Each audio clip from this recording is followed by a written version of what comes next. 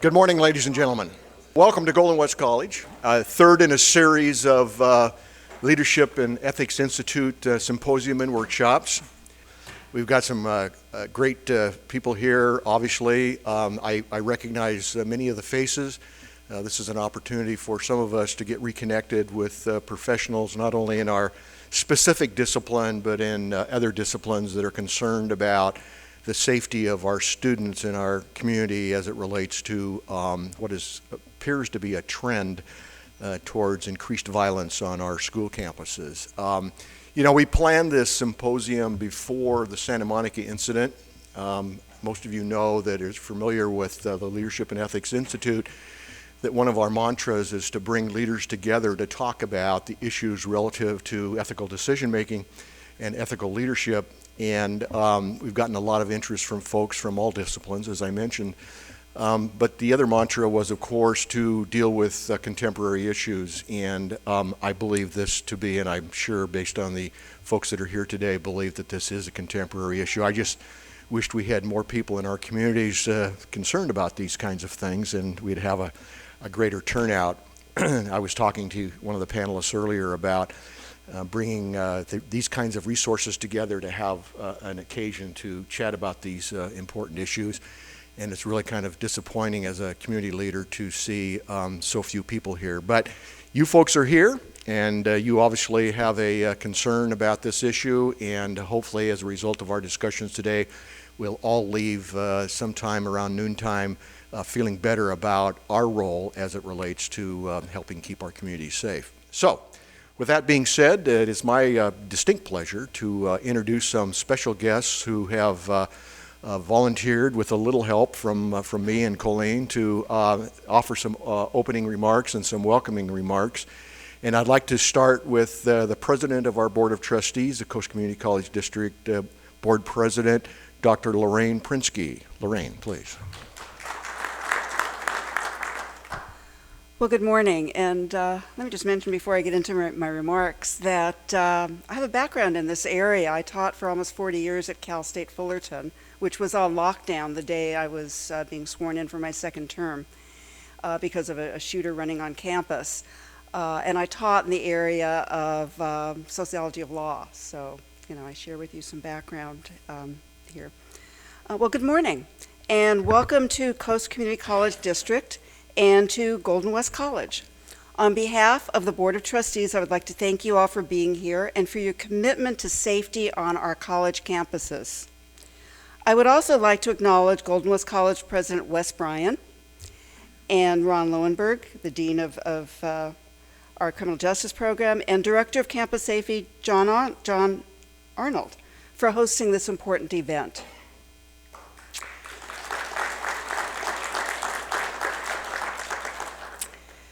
Virginia Tech, Sandy Hook Elementary, Hurricane Sandy, the Oklahoma tornadoes, and most recently the shooting at our sister college in Santa Monica.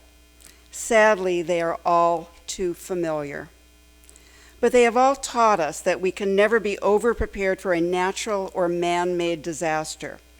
In January of this year, President Obama signed an executive order mandating that colleges and universities have emergency plans. I am proud that we do indeed have one. In fact, we've had one for several years and have had an active and knowledgeable emergency preparedness team. But can we ever be truly ready? Can we ever truly be ready for the unthinkable? According to survey results published recently in Campus Safety magazine, 1 in 4 campuses do not have adequate support or resources to handle an incident similar to a Virginia Tech, Sandy Hook, or Santa Monica College, nor are they ready for a natural disaster.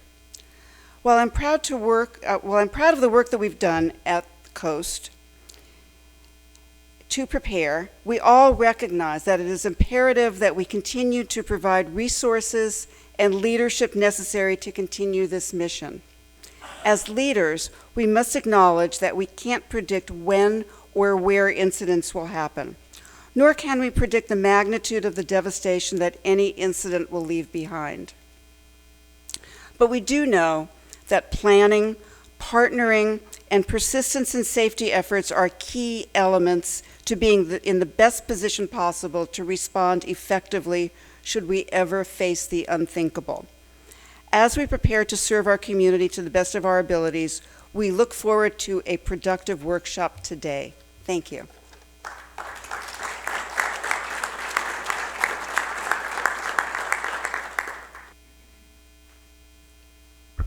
Another great partner in this whole issue of collaboration is the League, the Community College League for the state of California, and we're very fortunate today to have Scott Lay, the director of that organization. And I got to tell you, the ability to communicate on a frequent basis and at an instant after an incident occurs is one of the things that I think the League does best. And so when Scott heard about this particular symposium with his busy schedule, as it turns out, he was going to be in the Los Angeles area, and he agreed to come by and offer some welcoming remarks. So Scott, thank you very much. Thank you so much, Ron. And it is one of those decisions you make about your schedule and what's important and the priorities. And there are a lot of campus safety forums throughout the year. Obviously none, this is the first, I think, since the Santa Monica incident. But I particularly like this one because of the frame of leadership and ethics. This isn't a simple training to get people together to talk about Santa Monica, but really the culture of preparedness, which I see as one of the 4 elements that we have to address in campus safety. First is physical plant and infrastructure, obviously locks on doors, preparedness related to earthquakes. We get the physical plant, infrastructure, text messaging, those sorts of things. Personnel, do we have adequate personnel to respond, whether it be on campus or with a public safety partner, fire and public safety? What are the communications between those personnel? What is the training? And then that culture of preparedness that I mentioned, that it has to be something, and why the Community College League of California, which works with the 441 community college trustees and 136 college presidents in the state, why we take this on as a priority, because it really needs to be a culture of preparedness set from the highest levels of leadership that then allows those that are working on a daily basis to ensure campus safety to do their work and feel the support of making this a priority. And then finally, and the final 4th is obviously mental health and services. Fortunately, the recent incidents have not been in, current students of either Sandy Hook Elementary or Santa Monica College, but we are mini cities on these campuses, and incidents will happen, and students, faculty, staff certainly could be the perpetrators of violence. And so what sort of early alert systems do we have? And honestly, we have to think about this a little bit more, in particular with a number of veterans that are returning. The veterans are active participants on our campuses, and I don't think pose any further threat than any other student, but particularly those that are coming later and later after their service and may have sat out for several years are in need of mental health services, and we have to be attentive to that. Santa Monica College is a very prepared college. I know there's been a political debate as to whether that was a campus shooting or not. It was identical to Newtown, domestic violence, and then the perpetrator of that violence looked to find an area of concentrated people to perpetrate more violence. Our colleges are inviting to that sort of violence. But Santa Monica did exactly what was right. They were tracking the shooter as he was coming down Pico Boulevard toward the college. They knew about it minutes before he was on campus, and the incident was over in less than 5 minutes. That said, we cannot prevent damage, we can limit damage. So Santa Monica is preparing for 3 different disaster scenarios, campus safety scenarios, and this is what I encourage all of our colleges to do. And every college is going to have a different set of scenarios. Their 3 are bomb threats, active shooter, and earthquake. Each scenario requires a different response, but it requires this culture of preparedness from the highest levels of leadership on down, and regular events like this to ensure that the attention is being paid so that we can protect the students and communities we serve. Thank you very much. I look forward to this morning's discussion.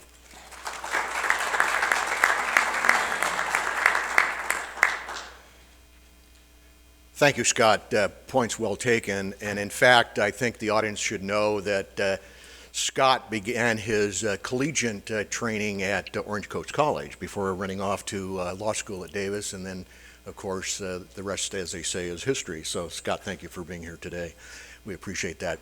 Our next guest, we'd be remiss if we didn't recognize, at least those of us who are in the law enforcement public safety community, of the significant partnership that we have with the Commission on Peace Officer Standards and Training. They typically and appropriately demand extremely high standards and help us with resources when necessary, especially in the area of hiring of peace officers and the training of public safety personnel.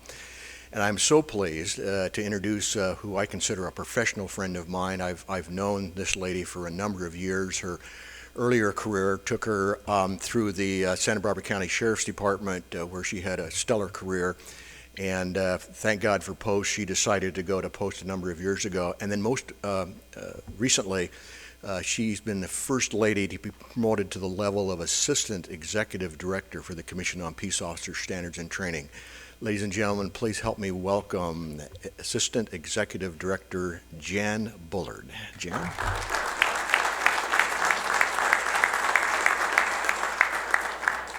3 whole weeks I've got this.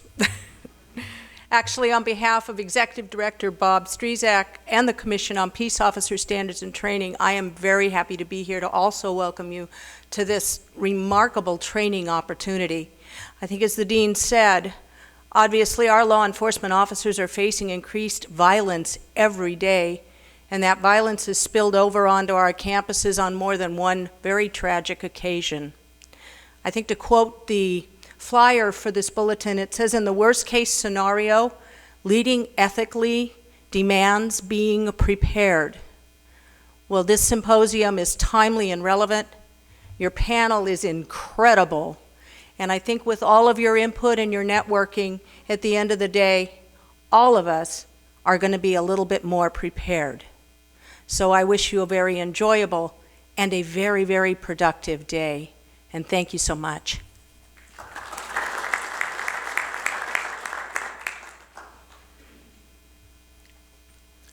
There's a couple of people in this audience that had the privilege of being at a Post Police Academy consortium some time ago, and just to give you a flavor for a little more information about Jan, I didn't want to embarrass her before she spoke, but I'm going to embarrass her a little bit now. But sincerely, we were at this consortium, and we heard that Jan was going to give, and she was a bureau chief, I believe, at the time. She was going to give a presentation on a particular topic, and she goes to the podium with a fairy wand.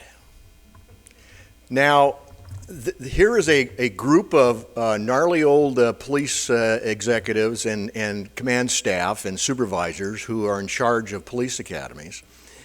And she's going to make this presentation with a fairy wand. I got to tell you, the only person that could pull that off was Jan Bullard, and she did a fabulous job. Thank you again, Jan. Last but not least, certainly, is our college president. The leadership that we have the privilege of having on this campus comes from the very top, and Wes Bryant has been a stellar leader since his days when he was Senate President, Academic Senate President, as Vice President of Instruction, and for the last number of years, the President of our college. Ladies and gentlemen, Wes Bryant. Thank you, Ron, and I'd like to welcome you here today. You know, when I went to school was always kind of guaranteed as a safe place. And we've watched this transition, and it's been quite frightening. But at least in higher education, for a lot of years, we studied what happened in other places. We didn't feel the threat. We understood it from a distance, and that distance has closed. And so these leadership institutes, this is the third symposium we've had. It started with leading through crisis, then servant leadership, and today on safety.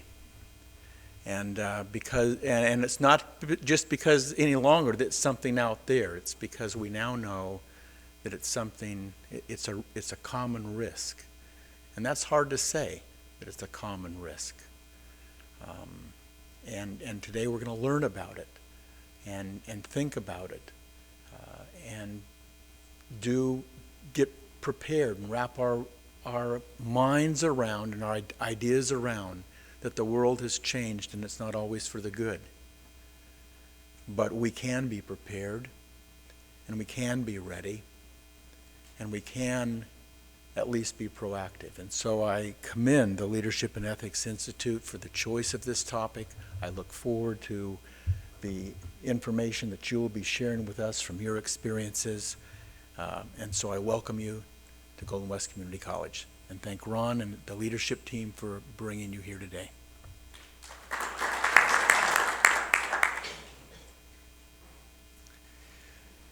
Quickly, a couple of other people. You're all important today, obviously, but there's a couple of other people that I would like to recognize. Dr. Omid Prevanjani, our Vice President of Instruction and Student Success. I hesitated because we keep changing the name of that. Sorry, Wes.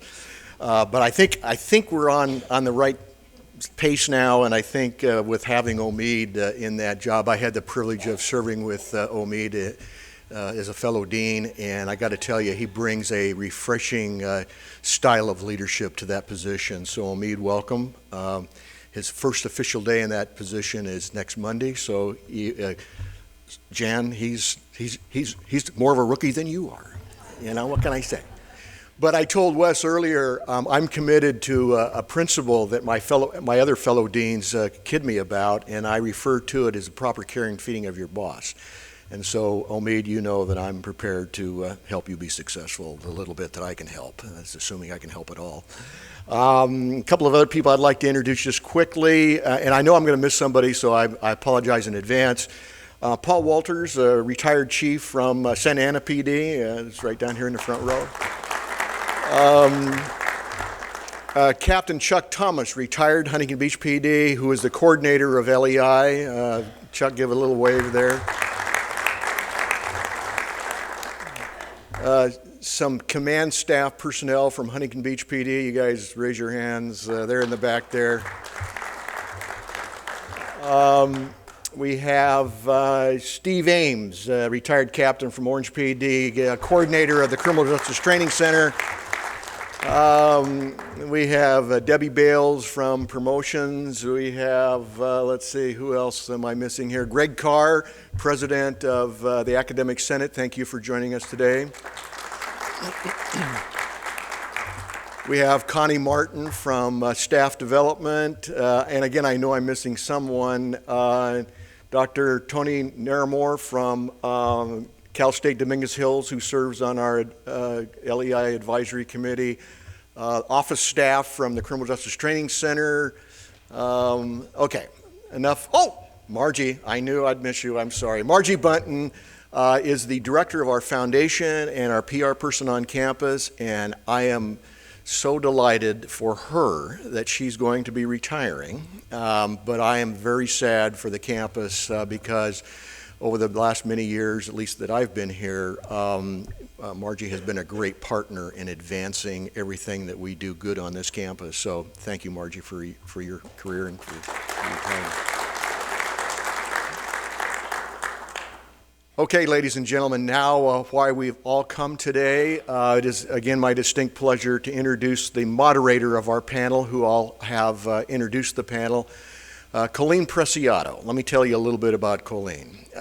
Colleene is the retired chief of the Orange County Probation Department. She came up through the ranks of the probation department.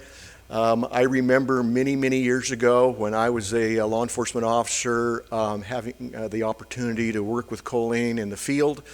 We all who worked narcotics details and undercover assignments and gang suppression and those kinds of things knew Colleene to be one of those individuals that didn't sit behind a desk and try to make things happen.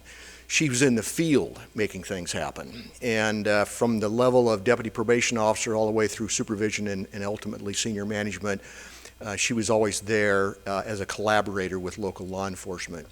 So when she retired, I thought, like other people that I've had the privilege of employing at the Criminal Justice Training Center and the School of Nursing, I thought, I need to give these people jobs because if I don't, they'll get themselves in trouble. And Colleene was one of those individuals. I knew she had the knowledge and the energy to bring great resources to our campus. And we invited her, and she accepted to sit on the panel for our first symposium, Leading Through Crisis. Did a fabulous job. If you weren't at that symposium, you can go on YouTube and see it line for line, topic for topic, if you wish. And I kept asking Colleene, I really need your resources, I really need your energy, I really need you to join us on staff at the Criminal Justice Training Center. Well, after she had been retired for a while, and I suspect Al probably said, you need to go out and get a job. Al's her husband, who's a Santa Ana police officer, who's in the audience, and Colleene's father-in-law, who's also in law enforcement. She finally succumbed to my nagging her, and she has come to the center and coordinates our Specialized Investigators basic course and does a fabulous job. Has quickly acquired a statewide, if she already didn't have a statewide reputation, she did in the area of probation. She has quickly gotten a statewide recognition for her work with our Specialized Investigators Basic Academy. So I've probably already said enough, but I wanted to take the opportunity to introduce you to Colleene for you folks that don't know Colleene, because she is a class act. Ladies and gentlemen, Colleene Preciado.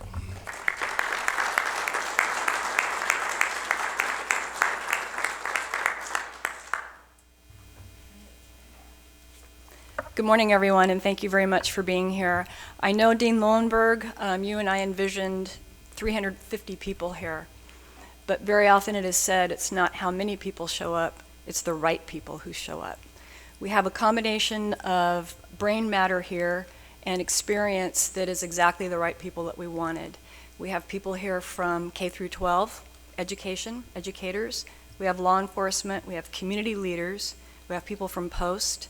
We have people who are involved in statewide and nationwide initiatives trying to move forward the discussion on our campus safeties, not just our college campuses, but universities, K through 12, elementary schools. We're all concerned about these, aren't we? That's why we're here.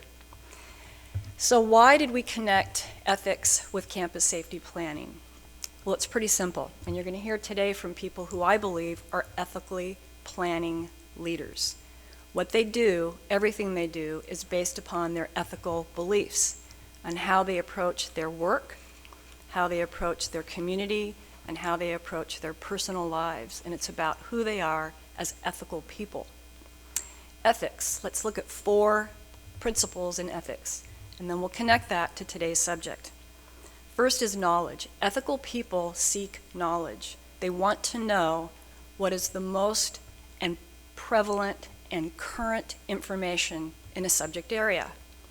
For example, ethical standards of a doctor. Do you want to go to a doctor who hasn't kept up on information in the field of medicine since they were last in school 25 years ago? Of course not. You want a doctor who is ethically compelled to constantly stay informed. They seek knowledge and they apply that knowledge. The next ethical standard is initiate. Ethical people initiate action. They know now that they have been responsible for the information they have. Now they must initiate action. You've got to take action on things that matter. That's part of servant leadership, working on behalf of other people. Next is follow through. There are a lot of people out there with good ideas, but a good idea without follow through is just that, a good idea. You've got to put legs on it. You've got to mean what you say and follow through. I know, having looked at many 360 evaluations of leadership, Very often the area that people fail, and they're blinded by it, is follow through. They're excited about their ideas. Sometimes they have 10 ideas in motion. Better to get 3 good ideas and follow through and implement. Campus safety does not fall short in this area. And then finally, monitoring. Looking at how we're doing 4 months from now, 6 months from now. Are we training people? Did we create a plan and put it into a binder and put it on the shelf? Do we know where the binder is? Is it updated? If you will look over here on the right, this orange and yellow paper that's up on the wall, those are safety procedures. There's a new one added to that that's been added recently by the Director of Art Public Safety, John Arnold, and it's called active shooters. Who would have ever thought, President Bryan, we would have to have an active shooter response for people to follow? Do people know it's there? Do they know what it really means? We know if people are trained and we monitor that training and we do practice drills, people will respond in a crisis. They'll respond with how they're trained because they have a plan. It's up in that brain and it will execute for them during that incident. So that's ethics. That's the connection with leaders, is seeking the knowledge, initiating action, following through, and regular monitoring. Simple formula. But very often it takes a concentrated effort. It's a choice. People choose to lead ethically, and you can tell by how they follow through. So it's all connected. Very often, I know, having been in executive leadership, you get tasked and distracted with the everyday. In a risk management paradigm, you look at that as those high frequency, low risk tasks. You get totally easily distracted with them. It's the putting out the fires every day. High frequency issues, very low risk. That can eat up your day, your weeks, and your years. But the low frequency, high risk situation sits on the back burner. It's like, oh, I'll get to that later. We'll get a committee together. We'll talk about it later. You, ladies and gentlemen, are evidence and testimony that you don't behave that way. You took the time today to come and listen, to seek knowledge, and I would ask you to then consider initiating something after today, following through, and regular monitoring. That's what we're here to do today. That's why you came. That's why you are an ethical person, because you're trying to make something better. You're trying to be involved in that. So that's the ethics and the leadership side of our subject today. So, why do we have these gentlemen here? Why were they selected? Well, you have their professional biographies, their vitas, if you will, and I think now is the time to hear from them, because that's why we came, is to hear from them. So what I'm going to ask you gentlemen to do, we've already had a sidebar about this, but I'm going to remind them in case they're thinking about something else. First, I'm going to ask them to just introduce themselves briefly. Then I'm going to come back and ask each person to give an overview of their background in this area, what they're currently doing in their department and in their community, what initiatives are they involved in, and why. And we'll go through each person. When that's done, if they haven't covered everything that I'm going to be taking notes on, I'll prompt them for a few more questions. I doubt that I'll have to do that. And then we're going to be handing around a microphone because we'd love to hear from all of you. There are many people here that are in this business right now. There are people here today that are seeking to provide these services to school districts, to provide school safety officers, to do different things in the area of campus safety. So we would like to hear from the folks today on what they're currently doing and what they know, and then we'll share after the fact. So Chief Maggard, would you please start? Good morning. Dave Maggard from the Irvine Police Department. Welcome, and I just want to also thank Coordinator Preciado, Dean Lowenberg, and the leadership of Golden West College and the district. The Golden West Criminal Justice Center is a tremendous resource for us here in this region, and there are many people in this audience, many of which who have been introduced already, that contribute to that, and this is a great example of what this college provides us who have an interest in this and supports us in law enforcement each and every day. So thank you very much for creating the forum. Pleased to be here. Good morning. I'm Dr. Arthur Cummins, representing the Orange County Department of Education. I, too, am very pleased to be invited into this forum. For a long time, I've held as a personal conviction that leaders will be defined by the decisions that they make during times of crisis. So to be invited into a conversation, a public forum, to really evaluate that particular statement of leadership is of value to me. In terms of who I am and my background, it's real simple. Dad was a firefighter, Mom was a cop. I grew up in firehouses and cop shops, so it was no secret that when I got into education, school safety and public safety became a primary consideration for me. And it was shortly after the Columbine incident that I think through some of my naivete as a young assistant principal, I reached out to the Brea Police Department and the Placentia Joint SWAT team and said, I'd like to host an active shooter event of some kind on our campus, do it during the school day, and train staff and students about what their responsibility is to respond. That was in the year 2000. What I've seen in the last 13 years develop, and as Colleene just suggested, is absolutely, it's become a necessary part of our planning in colleges, institutions of higher education, and K-12 public education. So I'm here today to share some thinking around that, and certainly to learn along with this panel, from this panel, and certainly learn from you the things that you have on your mind of interest that perhaps we can collaborate on together. So thank you. Good morning, everybody, and again, thank you very much for inviting me, Colleene, Ron, and the staff from Coast Community College. It's an honor to be a part of this distinguished panel.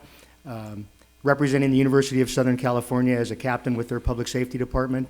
Hopefully during my time with you guys this morning, I can share some of the challenges that we face, not only in campus law enforcement, but from the standpoint of USC being a private university and the legislative challenges that we face in trying to police a campus and a campus community of over 100,000 people on a daily basis. So during this opportunity that we have together, I encourage you to ask questions about how we do that if I miss bringing it up on my own, and I'm looking forward to this opportunity to share. Good morning, I'm John Arnold, the Director of Public Safety with Golden West College, and I'm honored and humbled to be sitting here with the other esteemed members of the panel and many of my colleagues that I've worked with out in the audience. The challenge that we face here is at a community college, and it's a different perspective, and we'll be discussing that. And safety is an issue, and we're going to be talking about some of the tools available, some of the resources that we have, and what we can do. Interesting side note, I was talking with Colleene earlier this week, and I said in my prior life, after being in law enforcement, I went to private sector, then I spent time in the Orange County Superior Court as a director of safety and security for the court system. And of course, we screened everyone that came into all the buildings. I'm sure you've gone there as jurors and prospective jurors and other people partaking of the legal system. And we screened everyone with armed officers at every entrance. So we were pretty confident everyone inside all the buildings, we were the only ones with the guns. So we had that environment, and it's different. Then I moved on to San Onofre Nuclear Generating Station. Of course, at the plant there, we not only did the same thing, screened people the same way, but even used biometrics, so that only certain individuals that were cleared were inside the vital areas inside the plant itself. And so I went from having 300 and eventually 450 armed officers to a job here where we have none. So it presents a unique problem or issue that I have to look at and decide what available tools there are for us to use. So I'll touch on those a little later. Great. Thank you. I wanted to mention also, he is my father-in-law, but I'd like him to raise his hand here. He's retired LAPD in SWAT, and he was there during the SLA shootout and is known worldwide for SWAT tactics, dealing with active shooters, and so on. He's been retired for 16 years. And, but he came out today because he's currently the director of security for the Grove Mall and the Commons and the Americana up by Glendale Galleria. And again, has a unique situation to provide security for these very, very popular destinations for Hollywood stars, for families, but yet you have to have that more low profile kind of a approach because you want people to come and feel safe and have a good time, get educated, and not feel like you're in a prison setting, if you will. And so how do you create those kinds of atmospheres is, I think, some of the challenges we're going to hear. I know also in the college campuses, they're open. Some of our campuses were built in the 60s. Whoever thought we would have to even be having these conversations? So how do we go about creating an environment where we feel comfortable and safe, but we're all very aware, extra set of eyes, part of that safety team. Each one of us has a responsibility to be part of the safety team. And how do we do that? So we'll start now and hear from our experts. So I'd like to now ask Chief Maggard to kick it off for us. Thank you very much again, and good morning. Talk to you from an Irvine perspective and maybe emphasize a few things. And what I am prepared to share with you here this morning is probably nothing that you haven't heard in some capacity before, but maybe it provides an opportunity to drill down a little bit further into some conversation and discussion. And there are some things that I think are of critical importance that again, I would like to emphasize. And for those that are either in law enforcement or are in education, perhaps it can be helpful. When you're talking about a response to a critical event anywhere in a community, but particularly at a school, the key for local law enforcement is we want to get there as quickly as possible. And so what we do in Irvine is we try to stay very disciplined in the way that we deploy our officers. We have a geographic-based policing strategy with the idea that our officers are going to be in the neighborhoods that have the schools that are responsible to them. So that if anything should happen, we have an expectation that our officers are going to be on campus within 2 or 3 minutes. When they arrive, we have made sure that they have state-of-the-art equipment in all of their vehicles. All of our patrol cars have rifles, patrol rifles. We have shotguns. We have less lethal weapons. We also have battering rams and picking tools. And this would be important if we were trying to get into a barricaded situation. Again, gone are the days that we're going to be waiting for SWAT teams to respond to these kind of critical events. So we have to make sure that the officers that are going to be out in the field responding to these kinds of active situations have the tools, the resources, and the training necessary to do what they need to do as quickly as possible. The other thing that we try to do is stay committed in terms of state-of-the-art training. Our training officer, Mario Casas, is here today. We have advanced officer training that we do throughout the year, at least once every year and oftentimes twice. We do force-on-force training with all of our officers with simunition rounds for all day long to make sure that we are staying contemporary and providing our officers with the highest level of training so that they will be ready and respond to these types of crisis situations, particularly if we're using the example of the active shooter. We're very fortunate in Irvine that through the recession we were able to maintain all of our school resource officers. We have school resource officers at our 6 high schools. Not only do they serve as the first lines of defense if something critical should happen on those campuses, but in my belief, more importantly, they are there each and every day to provide support to the educators, to the parents, and most importantly to the students.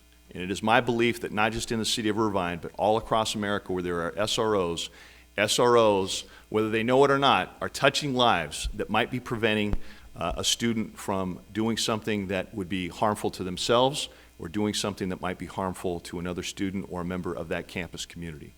So I have a very strong belief in the school resource officer program. We're grateful that we were able to keep them through the recession in all of our high schools. We're going to continue to do that, of course. We are also in the process of adding a new school resource officer that will be responsible to our middle schools now. We have 9 middle schools in Irvine, and they will be kind of moving throughout those middle schools initially, both providing traditional SRO school responsibilities, but also teaching a 6-week curriculum that we've been developing with educators from the Irvine Unified School District that would be focused on issues regarding 7th graders. Bullying, drugs, decision-making, and those kinds of things. And we think that that will be an extra added value that we will be able to provide to our middle school students. We're also very fortunate in Irvine to have maintained our DARE program over all of these years. It's been 26 years in the city of Irvine. And despite the fact that DARE has had some challenges in California and on the West Coast, our community still feels very fortunate to have DARE. I'm a great supporter of DARE. I still think that it has a huge value in not just helping create some information that's very important for our 5th and 6th graders, but also providing a presence in the schools by our sworn police officers and an early connection with those students with law enforcement.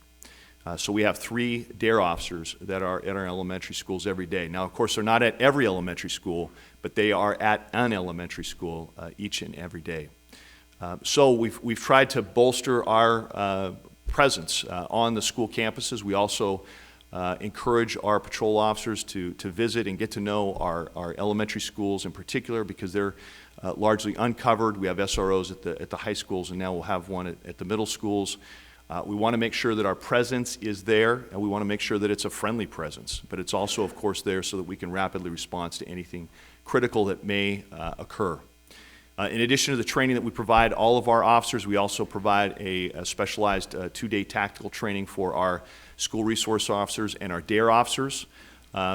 There are not always folks who feel as though they want to be a DARE officer or an SRO and a SWAT team member, so they may not be the highest tactically trained officer that is out there.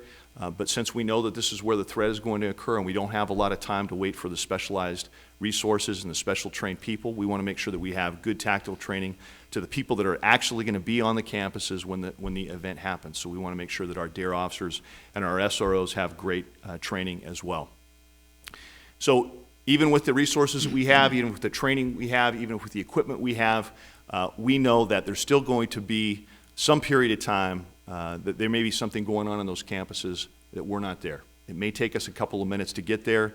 That is a very critical 2 or 3 minutes, and we then know that the true first responders on the school campuses that are going to be faced with a critical situation, or in the case we talked about a lot today, the active shooter, we have to make sure that we're doing everything we can to support, prepare, and train those teachers and those administrators on those campuses before we get there. So about 5 years, we made a conscious decision to do just that, and we created training curriculum that we have provided to all of our schools in the city of Irvine, elementary, middle, and high schools, both our 2 unified school districts, Irvine Unified and Tustin Unified, as well as all of our private schools as well. So we had the good fortune to bring together a team of 2 that helped create this curriculum, Lieutenant Dave Klug, who is a former SWAT officer, and Dr. Ray Chips, who has spent a very successful career in the Anaheim Unified School District that I think spent a little bit of time with our esteemed colleague here, who has brought together not only an ability to bring this curriculum and create this curriculum, but at the same time connect with educators.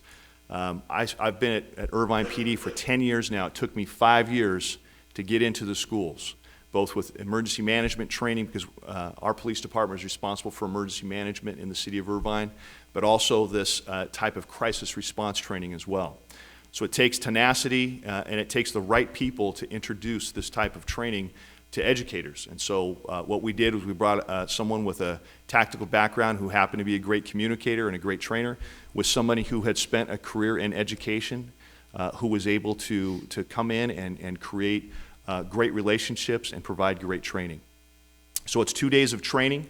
It's 2 hours each day.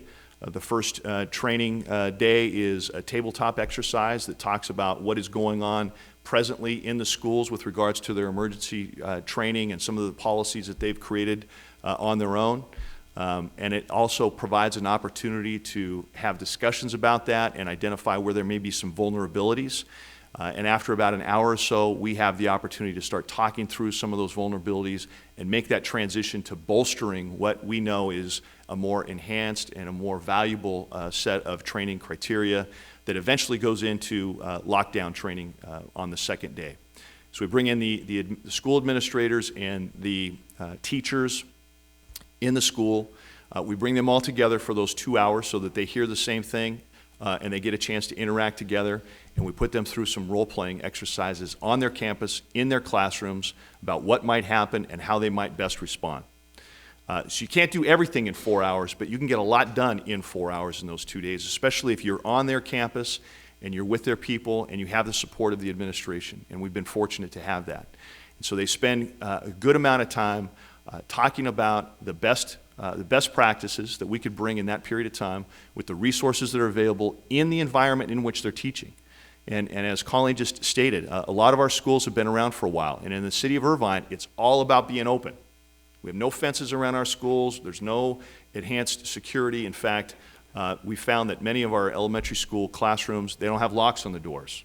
And so it's during these training periods that we also together look for what might be vulnerabilities in terms of physical security so that we can make recommendations and address those issues as well. Now, our city, because it's fairly young and it's a master plan community, believes very strongly in the SEPTED philosophies, crime prevention through environmental design.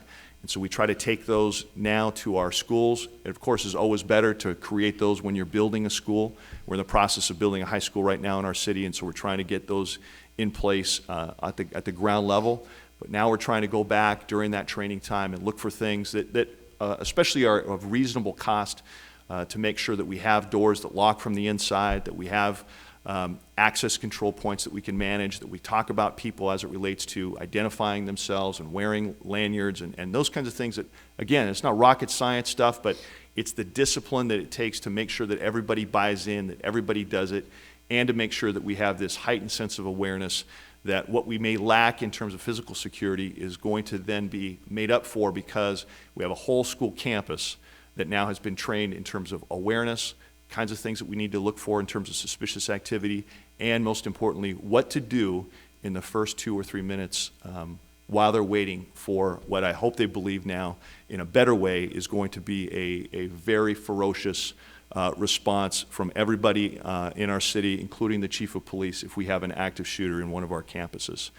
So that's a quick overview about the kinds of things that we're trying to do in Irvine, especially as it relates to our K through 12. For the benefit of the discussion, you also know that we're proud to work closely with the police department from the University of California, Irvine. We have a Cal State Fullerton satellite campus in Irvine that has a police officer present when students are present. Concordia University has a small private security team. Irvine Valley College has a small police department. They happen to be an armed police department. So there's lots of opportunity to collaborate, there's lots of opportunity to have relationships, and there's lots of opportunity to do training ahead of time, which of course is key and important to this entire discussion. Thank you, Chief Maggard. A couple quick questions for you. And I was going to ask if you have relationships with your private colleges there in your city, and you already touched on that.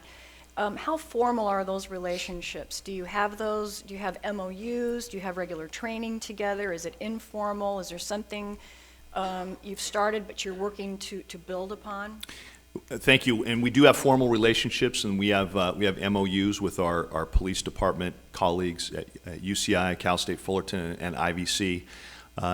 Concordia with a small private team. We have a strong working relationship with them as well. So it's formal, and it has to be formal, particularly so that you have a good understanding and an expectation about who will do what.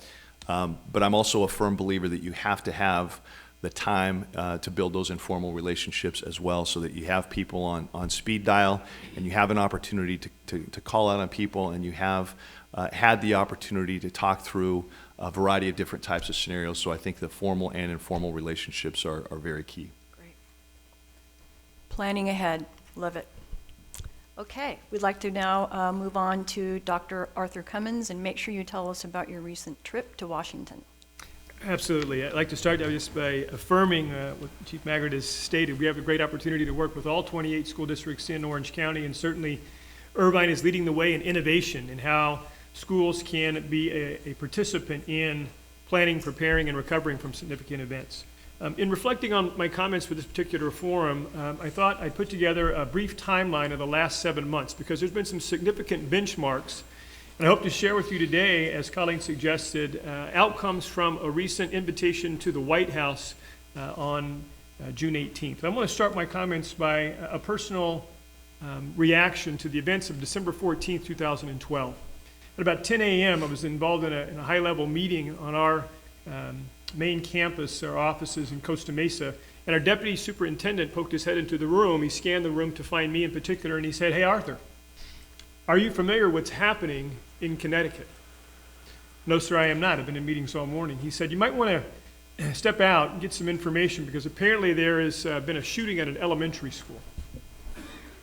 So I excused myself from the meeting, and about a 5-minute walk from that meeting space to my office, and began to think about, in my own personal reflection, my gosh, another school shooting, and the fact that it was happening in elementary school, it gave me grave concern.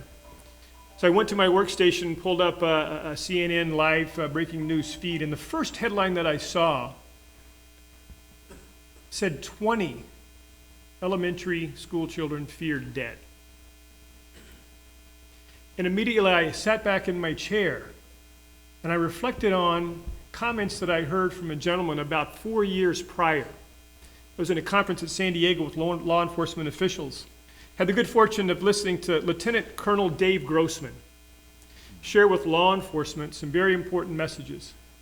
Now, what you need to know about Lieutenant Colonel Dave Grossman is that after a successful career in the military, he is an expert in terrorism and counterterrorism.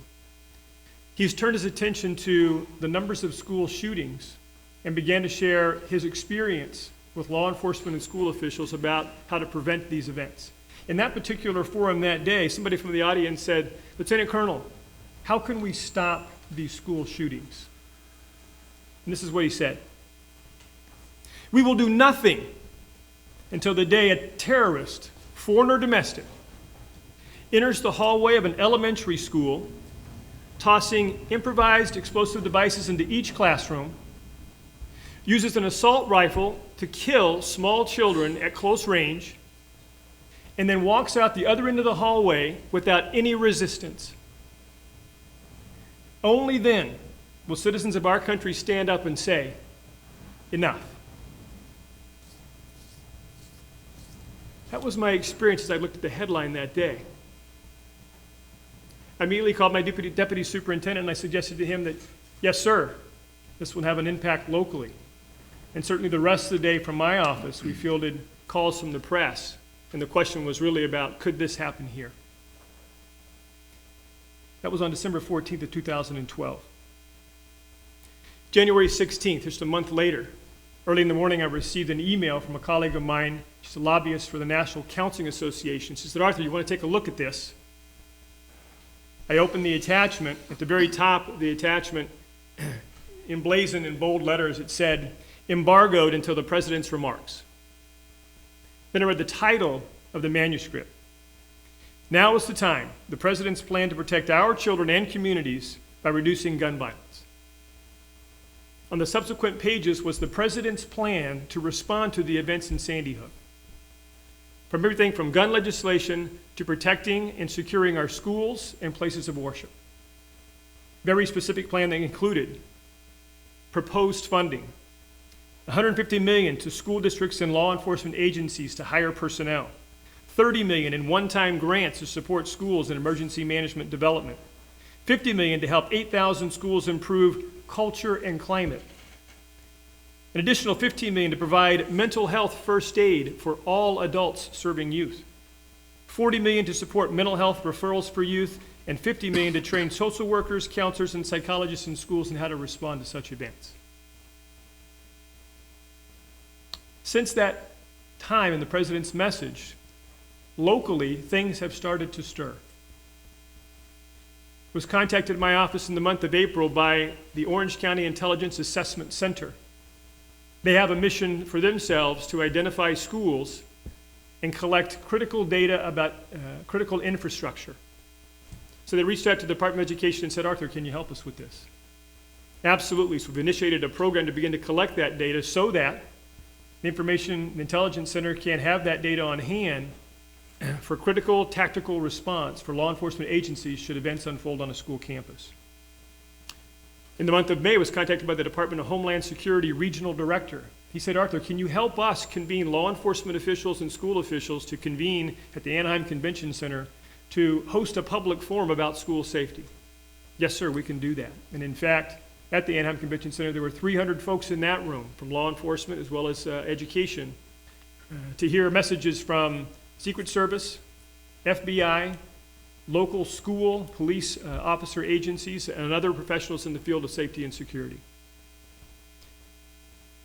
That brings me to June 15th of this year. Received an email. The subject line said, "From the Office of the Vice President." those points, do you open those kind of emails or not, or do you just kind of move on? But I thought maybe I should open this one.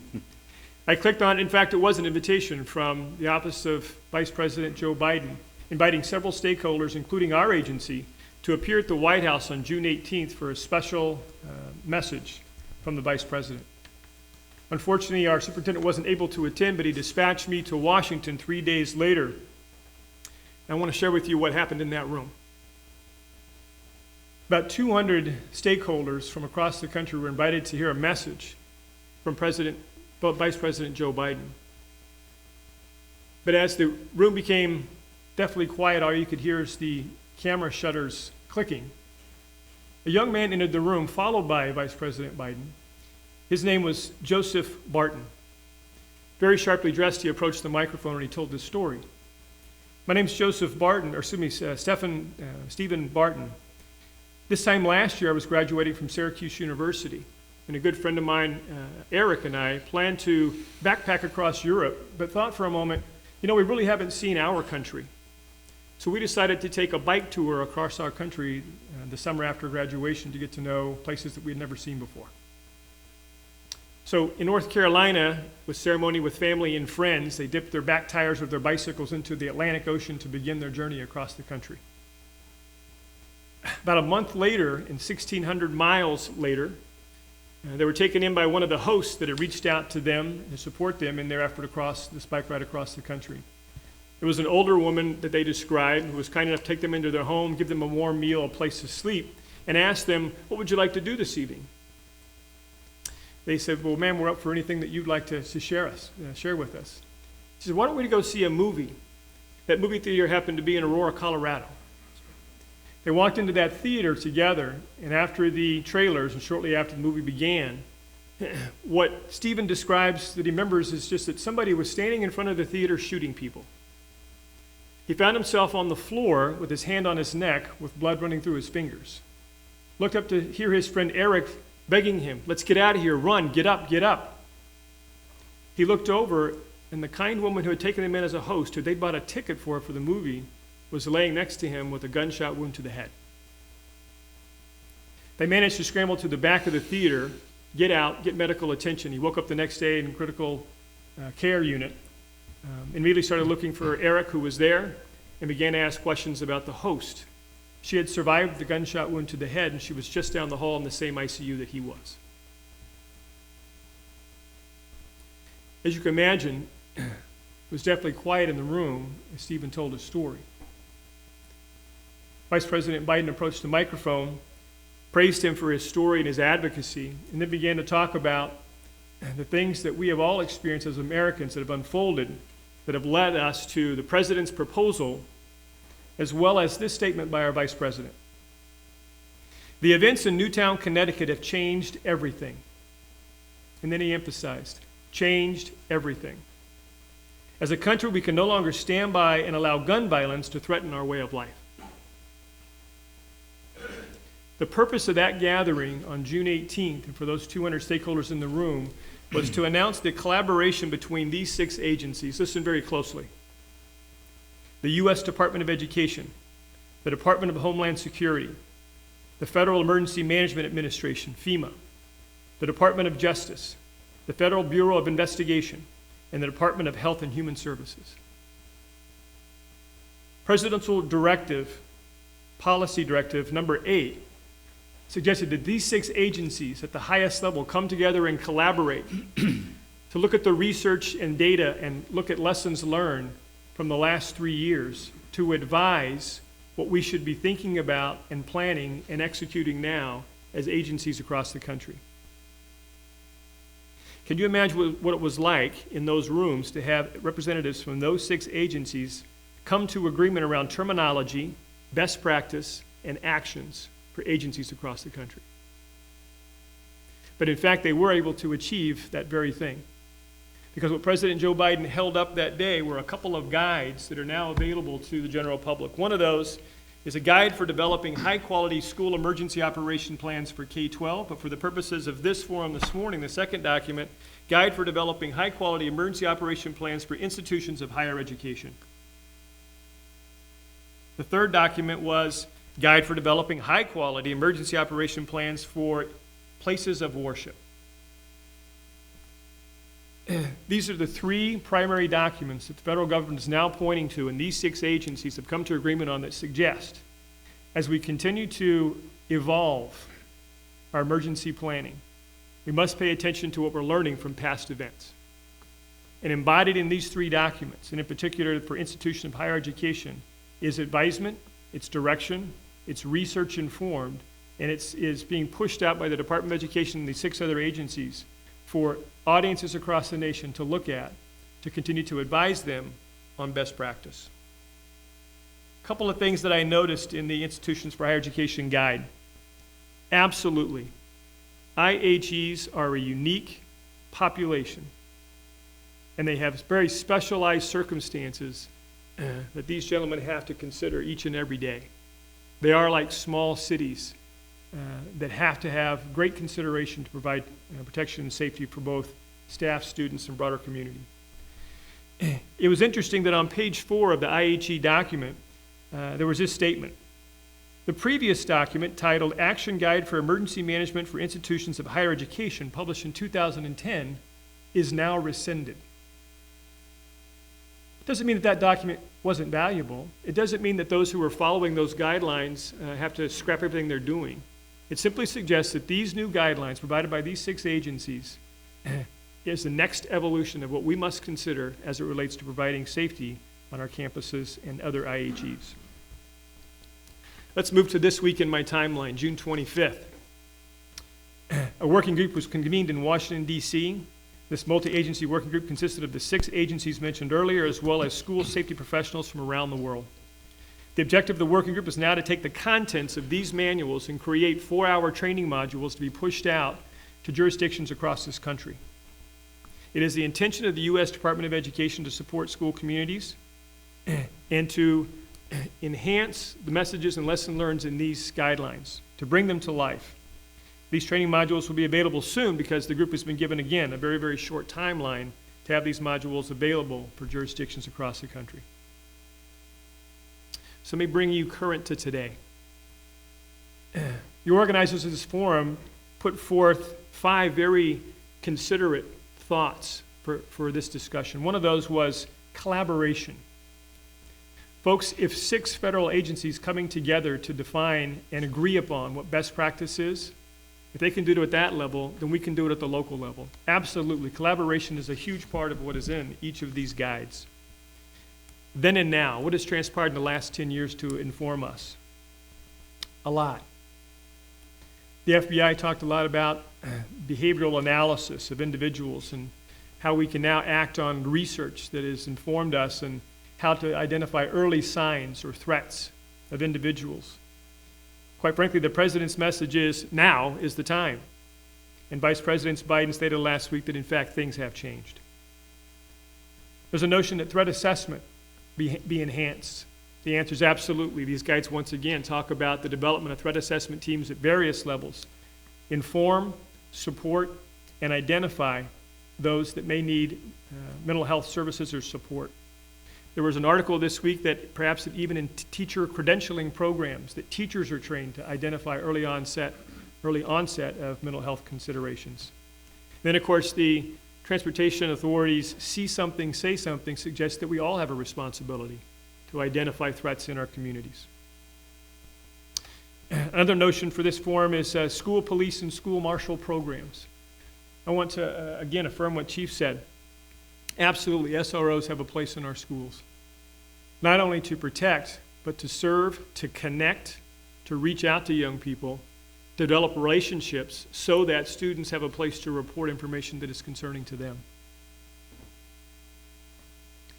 The last item that I'll share is planning, training, and practicing. The answer is yes. It's been very, very clear, and research bears this out, that schools and businesses who invest the time to train their personnel in emergency matters recover faster with healthier results from those critical events. And the reason that is, the research bears, is that those who were trained feel as though they have been responders to the event. Those that have not been trained feel as if they are victims of the event.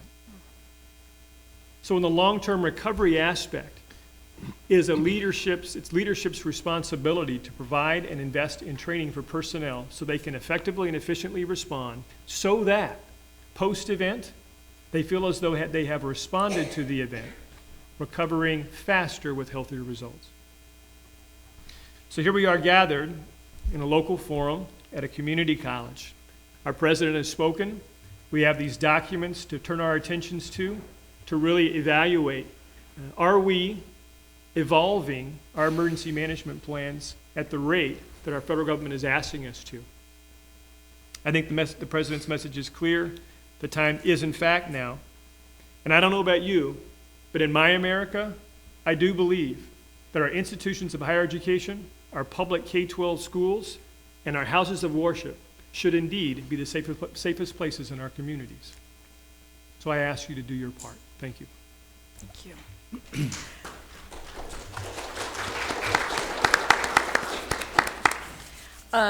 Let me ask one quick question of you before we move on. Dr. Cummins, first of all, thank you for being at the national level for us, speaking not only with your expertise, but also bringing our Orange County issues forward at the national level. I think that's really special that we have someone there as a voice for us and bringing that information back. I like what you said about the aspect of training. People who have been trained feel like they are able to respond. People who have not been trained feel like a victim. Mm-hmm. And I know we're going to hear about some of those notions from some of our other panelists. We do have people here from the mental health community with us today as well, because they are a partner in all of this with us, and you mentioned that as well, so thank you for that. One of the things that he talked about was the president's message, and I do have a couple of handouts about that. I only brought about 10 of them in case anybody's interested. I have some excerpts about the funding and about those initiatives that has been proposed. There was also, it closed yesterday, but the Department of Justice, Federal Department of Justice, also issued about a $2.5 million grant for someone to take on the role of being a national clearinghouse for campus safety. So I'm not sure if someone has emerged and has applied for that, but we may be seeing more about that as well. So thank you. So let's move on to Captain Steve Allegre from USC. Thank you very much, Colleen. And again, thank you for the opportunity to share this morning. Let me start by saying that I've been at USC now for about 5 years. I came to USC after a 30-year career in municipal policing between the Los Angeles and Santa Ana police departments, where I worked directly under Chief Paul Walters here. I share that only as a means of a segue into some of the challenges that we face in campus law enforcement, and specifically in private universities. For those of us in the room that are either still in municipal law enforcement or are retired from municipal law enforcement, we know that we derive our authority from the California Penal Code, most likely 830.1, which clearly defines our authority and our ability to act. And there's very little, if any, gray area there in which we find any confusion as to what we're expected to do and the authority that we have to do it. When you move into the public, or rather the private university sector, there are a number of significant challenges, the least of which, or not the least of which, is that 3 different sections of California law define the authority or the lack thereof that private university law enforcement has. Between the Business and Professions Code, the Education Code, and the California Penal Code, all 3 kind of point the finger at each other and say, this is the limited authority that you have, and in most cases, absent an MOU, a Memorandum of Understanding, within which of the jurisdiction that the college finds itself, most private universities have little or no law enforcement authority. When you look at USC, we're located just south of the Santa Monica Freeway and just west of the Harbor Freeway in the heart of South Central Los Angeles. Anybody that's been to that area knows that it is the epitome of an urban environment. In fact, our mission at USC, our mantra, is to make USC the safest urban campus in the United States. Well, when you look at the fact that our authority is limited by an MOU and 3 different segments of California law all pointing the finger at one another, you have to ask yourself, okay, are we policing this campus as a security company, or as a police department. Well, the law clearly states, because we're a private university, we are not a police department. As you look across the state of California, you'll know that there are a number of major private institutions that are under the same restrictions and face the same challenges. Stanford University, the University of Pacific, the University of San Francisco, the University of San Diego, Pepperdine, Loyola, Chapman, just to name a few, all face the same challenges. And yet, each one of those entities are tasked with providing law enforcement or security services to their communities and to their colleges. When you look at where USC is located, it only makes sense to ask the question, are we in any less need of a police department to protect our university than UCLA or Cal State Berkeley or anywhere else? And of course the answer is no. We're in need of police responsibility and police authority to police that campus every bit as much as UC Davis or UCLA or the other universities that I mentioned. So the biggest challenge that we face is, how do we protect the community that we serve with the limited law enforcement authority that we have? So those are some of the things that we're going to talk about. I mentioned that USC is located just south of the Santa Monica Freeway and just west of the Harbor Freeway, which finds itself in Southwest LAPD's Southwest Division, which is one of the busiest and most active divisions in all of the city. Our area of responsibility goes well beyond the campus proper itself. In fact, we have a 3-mile square area off campus that we're responsible for providing law enforcement services to. When I first got to USC in 2008, the MOU that we had with LAPD was limited, to say the least. And what I walked into was an environment from which I had been a police officer operating under 830.1 and fully knew how to do my job. And yet found myself in a situation where everything we found ourselves involved in, we had to call LAPD and say, here's what you got. Well, for those of you in law enforcement, when you hear those words, here's what you got, right away you know that this isn't good. And the tendency is to go something like this and say, oh no, we don't, you've got that.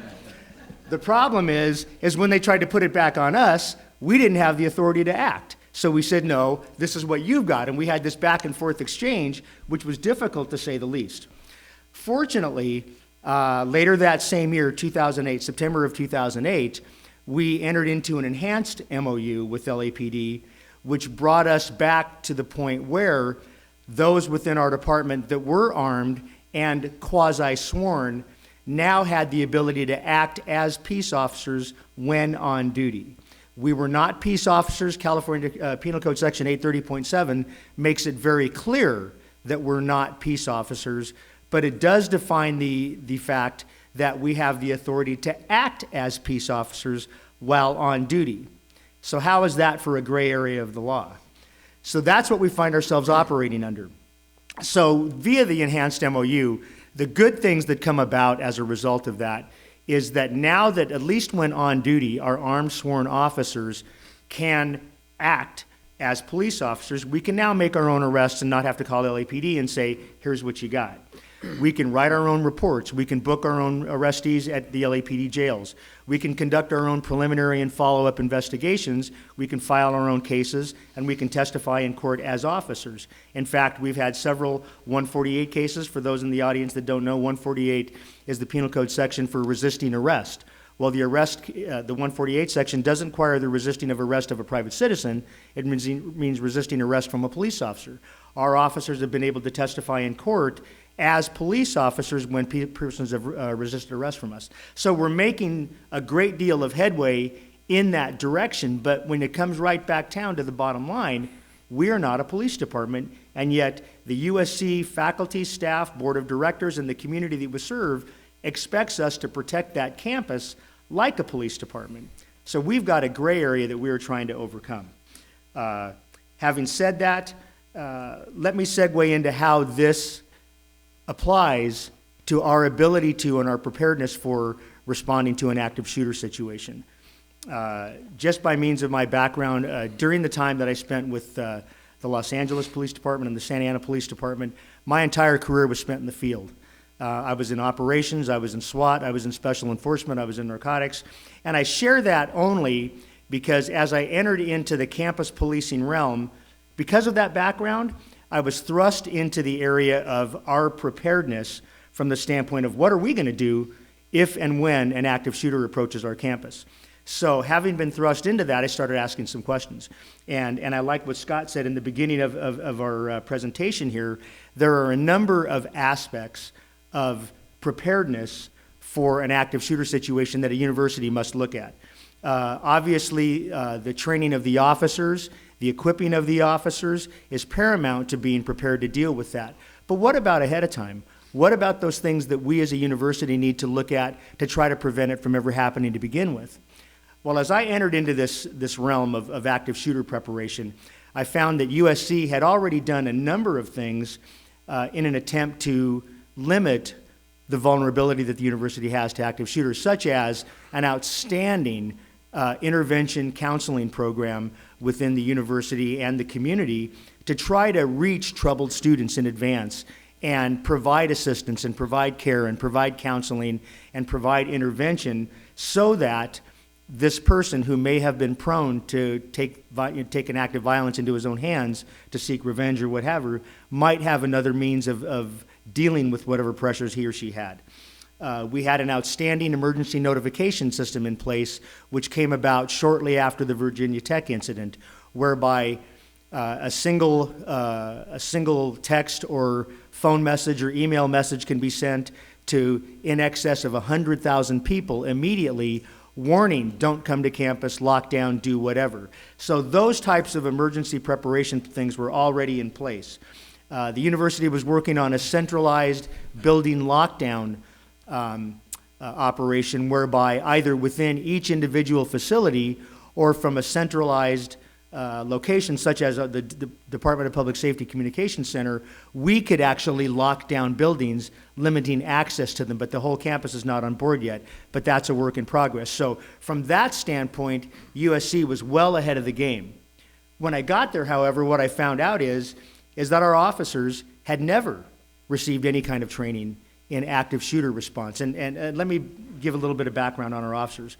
I mentioned our limited police officer status and our limited authority. The one thing that had been going on all along is that the sworn officers in our department had all either lateral to USC from a regular agency, so they had a post-academy in their background, or when they were hired, they were sent to one of several local Southern California police academies, so they already had that basic training under their belts.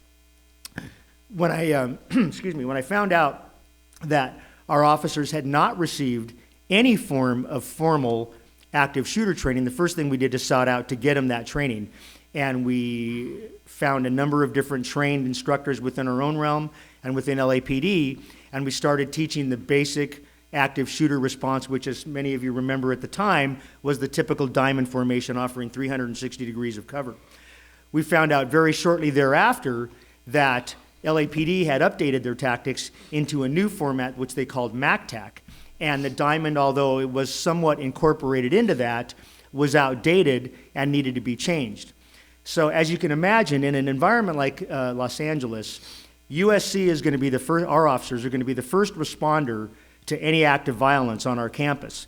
But the limited resources we have, and on any given shift, it's about 6 or 7 armed sworn officers serving a population of about 100,000 people in a 3 square mile area encompassing about 1/4 of LAPD's Southwest Division.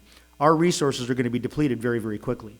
So what's going to happen is LAPD is going to be on scene, and they are going to work directly with us in the response to that active shooter situation.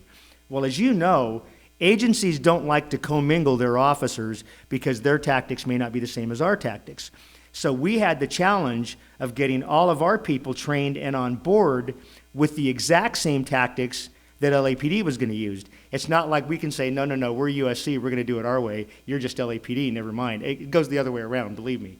So we're going to do it LAPD's way. And so, and that's fine because they're the best. So, almost, anyways. So, sorry, Chiefs. By the way, I'm still an active reserve with LAPD too, so my blood kind of bleeds that way. Anyways, but having said that, it was necessary for us to be on board with the way LAPD was training their officers, and so the MACTAC approach was the way we went. So within a very short period of time, we had our entire sworn contingency trained up in the MACTAC process so that we were prepared to handle anything in conjunction with LAPD. In 2011, we hosted a multiple event, one-day training scenario with LAPD on our campus, whereby we had an active shooter scenario. This was in the middle of the summer when school was not in session. We had over 50 cadets from both our department and LAPD, and in addition to students that volunteered to be our quote-unquote victims. We had moulage for them to dress them up to appear to have been injured, to add that sense of realism. In fact, LAPD brought in this machine that is an amplified recording of screams and shots being fired, and the sense of realism that we were allowed to bring into this situation was very good for our officers and even very good for the student population. And for those of you in campus law enforcement, I know you know that proper notifications prior to such an event are crucial. You know where I'm going with this, right?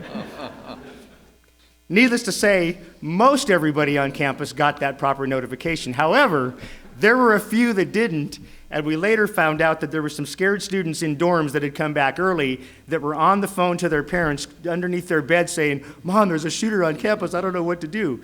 They didn't get the message that morning, so we learned something very valuable. Everybody has to get notified, not just most everybody, but that goes without saying. Anyway, so we brought this training on board, and we actually had 2 different shifts of officers that were availed to that, and we learned a lot of very, very valuable lessons. Although we had all been trained up on the MACTAC, and we had all been trained on how to commingle our officers within their squads, and LAPD was willing to do that, and we were willing to do that, and it was a really nice synergy between the two. We found out that prior to that marrying up of our resources, we had some communications issues. Our radios couldn't communicate with LAPD, and their radios certainly couldn't communicate with us. Now, we have LAPD handheld radios that are assigned to us to fix that very problem. But guess what? If our officers don't take them into the field, they don't do us much good, do they? And so we found out, oh, and by the way, when we had this training exercise, the officers didn't know it was coming. They had no idea that when they went out in the field that day for service, they were going to get a call of an active shooter on their campus. So when they rolled up on scene, they thought this was real. And of course, we had to calm them down and say, no, guys, give me your gun. We're going to give you a play gun, and now you're going to go do this exercise. But we found out that the LAPD radios that they were supposed to have with them so that in the event that something like this happens, they could communicate, guess what? We found out they didn't have them. So we had to fix that problem. So the need for such training is paramount because you find out what are we doing wrong and what do we need to fix. So that's one of the things that we found out. We found out that the intermixing, again, worked out really, really well, but how we communicated with one another prior to that was going to be crucial. We're planning another such training event for August of this year, hoping to fix the things that we found out that we were doing wrong last year. Having talked about all of that, there's one key component that I have left out that nothing was being done about. Many of you in the audience probably are thinking, what about the students? What about the faculty? And what about the staff? What are you doing to educate them? And quite frankly, you know what the answer is? Nothing. Until October of 2012. As you probably may have remembered, on Halloween night 2012, we had a shooting in the center of our campus. It was not your typical active shooter scenario, but what it was is there was a large party that was going on campus, a university-sponsored party, in a very nice ballroom, a very formal party. That room holds about 300 people during party situations. It actually holds about 1,000, but when you throw tables and bands and chairs and bars and all that, it holds about 300. There were probably 500 people outside of that ballroom waiting to get into this event that was already packed. In that crowd outside were 2 rival gang members who happened to show up at the same time and had a beef with one another already. In the center of that crowd of 500 people, which, by the way, was sprinkled in with at least 12 USC DPS officers right within eyeshot of this crime, a shootout took place between these two individuals, and 4 people were shot. As you can imagine, 500 people running in every different direction, all at one time, including the victims who collapsed at different locations, presented a unique crime scene, to say the least. Not only was there a crime scene where the shooting occurred, but where each one of those victims subsequently ran to and collapsed now became a crime scene as well. You've got people running all over campus, trying to get into buildings, trying to get safe, and we've got the university calling our department saying, what do we do? Do we let them in? Do we not let them in? Do we shelter in place? Do we try to leave? Where's the shooter? Do you have them in custody? I mentioned earlier that we have an emergency notification system that we call Trojan's Alert. That was sent out right away, giving instruction to lock and hide in place, don't let anybody in. USC, DPS is investigating this situation, and you'll be given further instructions. That went out within 26 minutes of that shooting, which we thought was pretty good. We later found out that we were criticized for that because that was not nearly fast enough to get the word out, and a lot of the entities that were open at the time, such as one of our libraries, were panicked because they didn't know what to do, and they wanted to know what to do right then and there. The good thing about that is, and as you know, unfortunately, sometimes it takes a bad event to get the balls rolling, to get things done properly. What ended up coming up as a result of that is the ability for us to create a curriculum and now go out to those entities within the university that we're supposed to be protecting in the first place, the students, faculty, and staff. So now we have a program that we've developed whereby we go out and, for lack of a better term, we take the show on the road, and we make a presentation as to what are your options, if you're a student, faculty, or staff member, in the event that somebody comes into your building with the means by which and the intent to cause great bodily harm. What are you supposed to do? Well, we teach the fact that there are 3 different options. One option is to try to escape the building or run away. The other option is to hide or lock and secure in place. And the last option, not necessarily the best option, but it's one that you can't negate, is the option to fight back. Now, when you tell people that are in a classroom that are not naturally prone to violence and that have no weapons on them to be able to do that, of course you get a lot of blank stares like, what?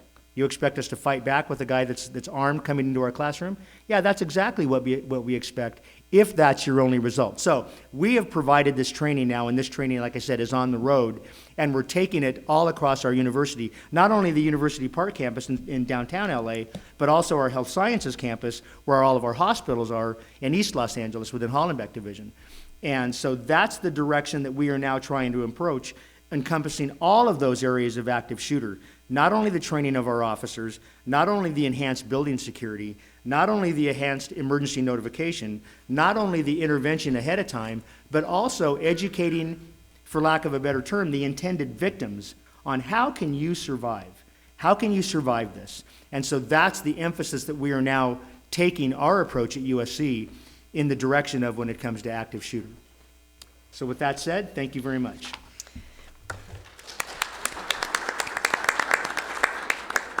So my little note, my question that you did answer, I knew they would, was going to be about what are you doing in terms of training for staff, faculty, students, because we know that's a big piece of this. And is that training mandatory? Is it something that people, like you go on a cruise, right? Cruise ship, what's the first thing you have to do before you leave the dock? You gotta learn that whole escape procedure. And so are your training programs mandatory or are they optional? That's a very good question. No, they are not mandatory. They are optional. And we have made available via our website the option of and the opportunity to sign up for this. But until we get that call from whatever entity it is within the university, it is optional. Okay. So that information is out there. We're trying to sell it, for lack of a better term, but it's not mandatory. And I think what's interesting about that, and I think it's something for leaders to ponder, we make it mandatory that people get training in how to use the computer, how to not use the computer, what is the computer policy. We do mandatory training on a lot of other things that can seem very superfluous, but it's because they cost us money or they're because there's liability attached to it. There certainly is liability fraught in all of this, as we all know, but more important, we want people to be safe. So at some point, maybe those kinds of policies have to be discussed. Do we make these kinds of training forms mandatory before school starts? Do we give some kind of a sheet to the student that says these are the things that we do here at our campus to stay safe? What do we do with our faculty in terms of training? All things to be discussed. And I like the other thing that you did point out with your candor is that you really didn't have a lot of these things in place until you had the shooting event take place. So again, we're here today because we don't want to wait till something happens. We want to be in the forefront. We want to get things going now. So thank you. Okay, last and not least, of course, is our very own Director of Security here at Golden West College, and with a superb background in so many facets of public safety is John Arnold. I'll turn it over to you, and after John is done, we will take a short break, and then we'll come back for our discussion and open it up to everyone else as well. So, John? Thank you, Colleen. Well, thank you again for having me here. I think my part of this is to mention to you, especially those who are not familiar, the community college setting where we have public safety and not law enforcement. So, for example, the contrast would be you go into UCI, Cal State Fullerton, they have police departments. Even Saddleback College, Irvine Valley College have police officers, authorized, post-accredited, armed police officers on campus. For our district and several others, we have public safety officers. They're in uniform, they provide the same similar service, but they're civilians, they're not armed. In fact, when I came here, they were wearing khaki uniforms like we used to wear years ago. So I had to look at what are my tools, what are my options. So using some smoke and mirrors, I put them in blue uniforms to make them look more like Huntington Beach Police Department. That was an idea that I thought someone might think, wow, they just must be part of this larger organization. So I tried to make them look like Dave Maggard, not quite as charming and handsome, but similar anyway. So there's a number of things. So what we've been doing in different groups is we've been trying to look at what are the resources available to us. And for example, in California community colleges in California, there are 112 separate campuses. 60% have sworn police officers or police departments with post-trained armed officers. 40% don't. When you add in the UC system and the CSU system, that comes up to 70% of all the colleges, or at least public colleges and universities in California, have police departments. So it's an additional challenge to those of us that have public safety. So, for example, I've reached out to Huntington Beach Police Department as our first responder, met with them, in fact, a couple of the guys up there on the top. We've toured the campus, talked about some of the issues. We've provided maps to every police officer in the field in Huntington Beach so they have a campus map, are familiar with where things are located. I met with the SWAT sergeant. We're going to be doing some training coming up. So these are resources that are available to every other community college. They should be making contact with the stakeholders that really can influence or assist in enhancing the safety of the college. There's a couple of groups that I'd like to mention. One is the Orange County Shield, which is part of the Sheriff's Department, OKAYAK, and Heather Houston is here. She represents the what used to be the Private Sector Terrorism Response Group that we participate in. And we've established the last several months the Higher Education Working Group. In fact, we met yesterday at Cal State Fullerton. We had representatives from Saddleback College, UCI, Fullerton, myself. What we're looking at are what are the best practices that we can learn from each other? What can we get from the other agencies that deal in university and campus or college settings, what they're doing? Because again, if you're with a municipal police department, you're dealing with a larger city with your constituents being residents and visitors and businesses. On the campus, really we have students, faculty, and staff. There are constituents that are also part of our organization. So, for example, Greg Carr from the Faculty Senate, they put together a Senate resolution where they're talking about safety on campus. And we're working toward the end of summer to provide training to the faculty and the staff specifically, because I think in the past we would look at the faculty members and say, you need to know when you're in this room where the evacuation areas are and how to get out of the doors. And that's pretty much it. We now have to provide them with additional resources because they're looking at, gee, what can I do? I need more help. I mean, even to the point of adding panic buttons in certain buildings. We're moving on with our bond funding for enhancing our building safety by putting in access control, additional closed-circuit TV cameras, some security lighting. So we're going to be moving forward with that. But in the interim, we're trying to work with them, the staff, to have them assist us, because they really are our eyes and ears. We're also going to be coming up with some information they can use that our some warning signs for students in the classrooms. Because again, if you're in this building here and you've got 200 students and you're the only faculty member and there's a problem, what are you going to do? They're concerned about that. So they're looking to us to help resolve that. So in a larger group, I'm a member of the California College and University Police Chiefs Association, which is statewide. We meet regionally also. And it's a good organization because we're sharing the same issues we're all facing. Because whether you're at UCI or Cal State Fullerton or Golden West, you have the same issues and concerns. The challenge for some of us is to develop further and utilize a little bit more our threat assessment teams. Rob Bachman is sitting right behind Chief Lowenberg, and he's a member of our threat assessment team, as well as Janet Houlihan, the Vice President, my boss. And we meet and deal with student issues, and we have a system in place where the faculty can report disruptive students. It's an online mechanism. They send those through. They're immediately sent to my phone, my email, same as Rob, same as Janet's. So we can set up a meeting right away to determine what we need to do to intervene, whether it's mental health, whether it's a safety issue. We meet and discuss those things. And then we meet with the student to try and resolve them. In addition to that, we're adding another method where it's not just disruptive student, but if there's a student of concern, there's some behavioral problems that individual is expressing within the classroom, or the faculty members aware of that. Those are things that we really need to exploit and develop further. In fact, the FBI has the target group that is specifically dealing with threat assessment, and on July 15th on our campus we're hosting an all-day training seminar hosted by the FBI, and it's on threat assessment. And Orange Coast College hosted the last quarter's meeting. And these are very valuable organizations to participate in. So there are a number of tools if you are looking to what's available, what can we do as leaders, identifying the stakeholders and identifying those sources of information, those mechanisms to get additional help.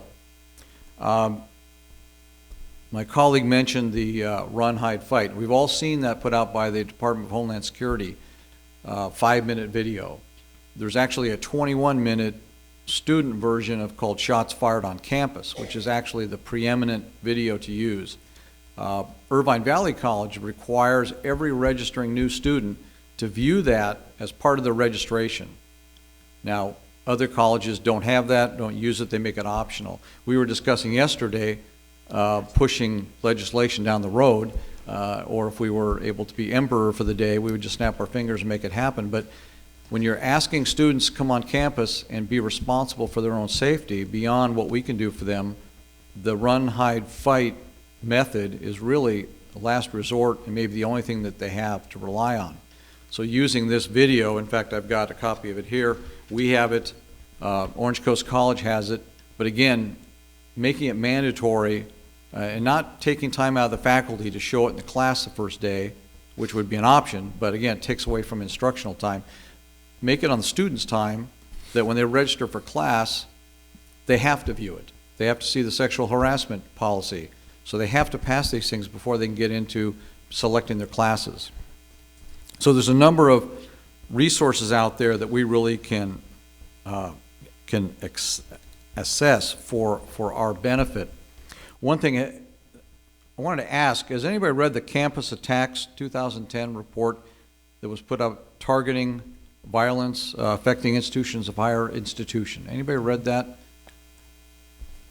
There are reports done, and this one was released in April 2010. It was put together by the FBI, their behavioral profiling team, the U.S. Secret Service, and the U.S. Department of Education. And it analyzed 272 incidents of violence from the year 1900 to 2008. And they went through, and I've got a little summary I put together of a few pages, but it's a 40-odd page document. But what they do is they analyze every one of these incidents to see where they're occurring, when, what's happening, who's committing it. And it's valuable information for threat assessment because obviously there's a response we can make if something occurs. But really, if we're leaders that really are taking the time and to care about our organizations, we need to step forward and see what we can do to prevent these things, or at least mitigate them, minimize them if all possible. So they also looked at the Cleary report, and that's the data that all colleges and universities nationwide are required to report crime statistics. They found that there were 174 incidents of targeted violence on campuses, and there were 80 murders out of that. That's pretty high. Now, almost 80% of these occurred on campus in campus buildings. The remainder were off campus. And I just want to go through some of the statistics because it paints a picture, and that's one of the things that we need to look at. 84% occurred at four-year universities and colleges, only 14% at 2 years. So again, those of us in a 2-year institution, we're going to have less. That's a good thing for us, bad thing for the four-year universities. They're increasing. They went from the 60s into the 2000s, and they went up and up and up.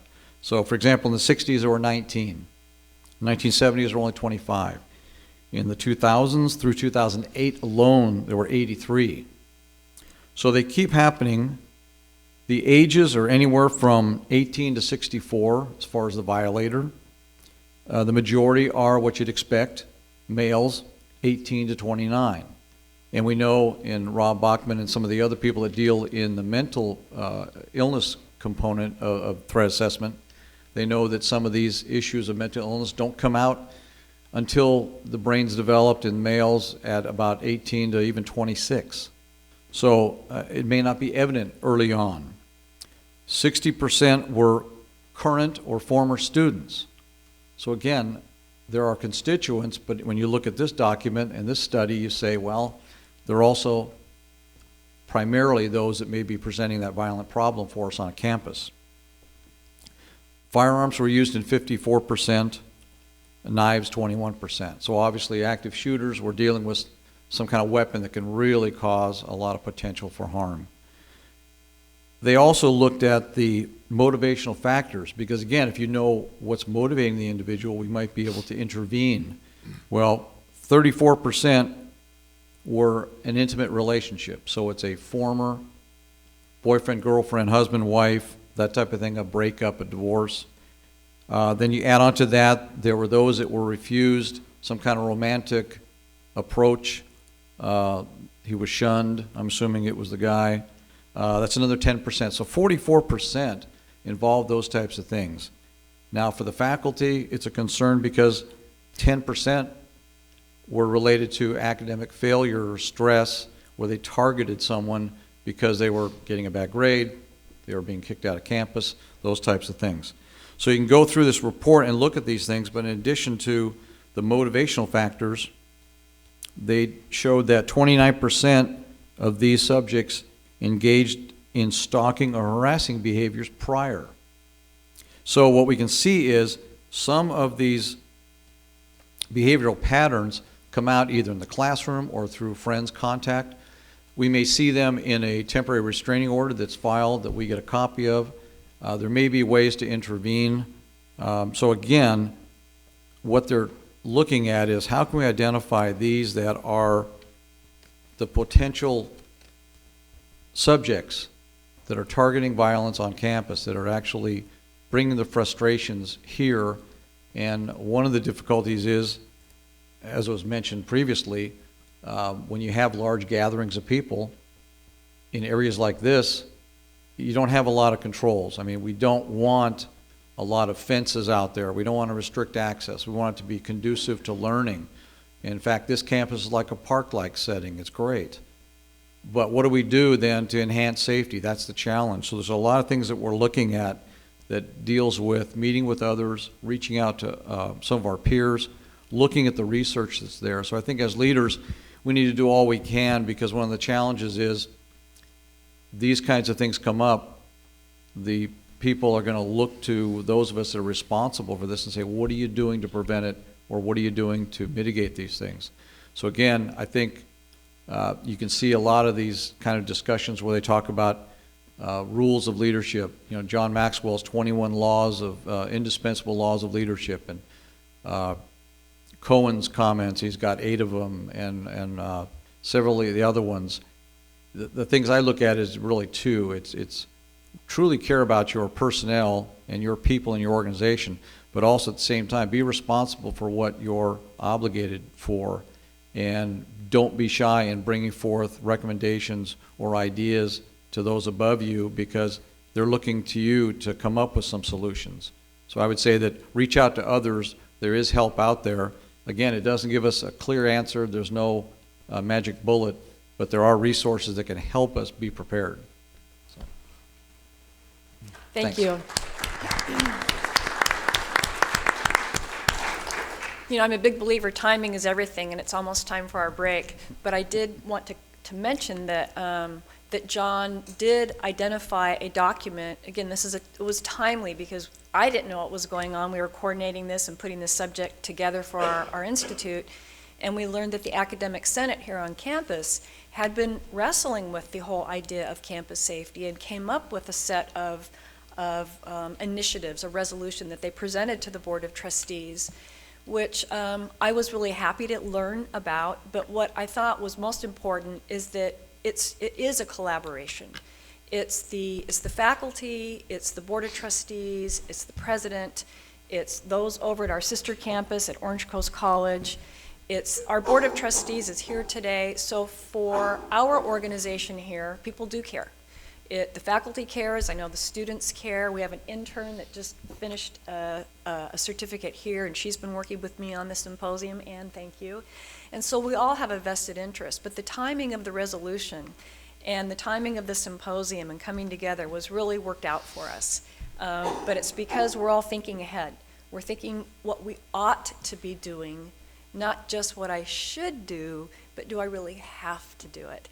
Again, it gets into that area of, now that I know I have this information, I'm responsible to do something with it and not just sit it back on a shelf and let it become that low frequency but high risk situation that I just put on the back burner and then don't take action on after today. So let's take a break.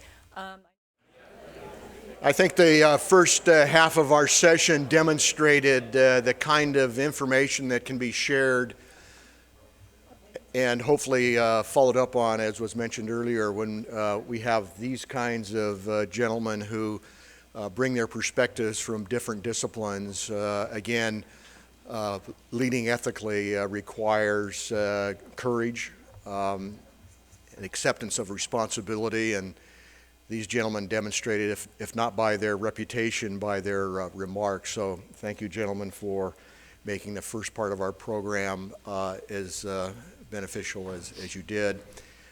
Now is the time to encourage you to ask the right questions, and then, of course, what you believe to be the right question. It's like the perception that there is no dumb questions. There certainly is the case.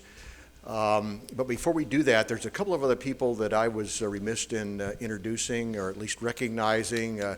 Mark Craig, our technician who keeps us sounding good.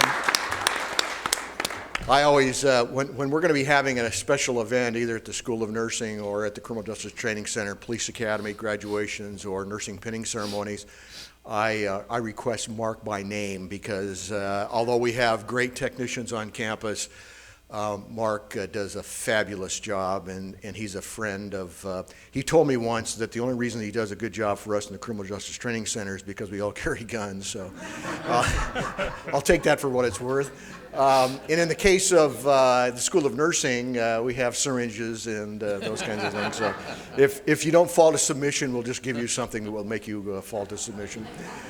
And speaking of the School of Nursing, I'd like to recognize a couple of guests from the School of Nursing. We have Karen Harrelson and Deborah Goldstick from our School of Nursing staff. Thank you.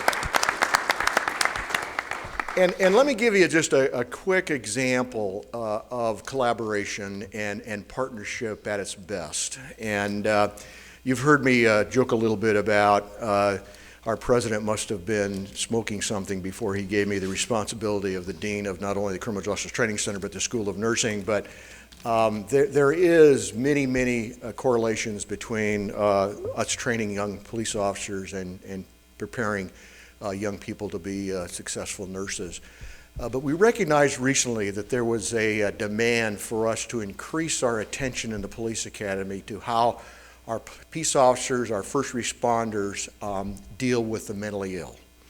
And it's clear to us in this business that, for many of the reasons that were discussed earlier, that often our community expects our peace officers to solve community's problems, and sometimes those community problems involve the mentally ill.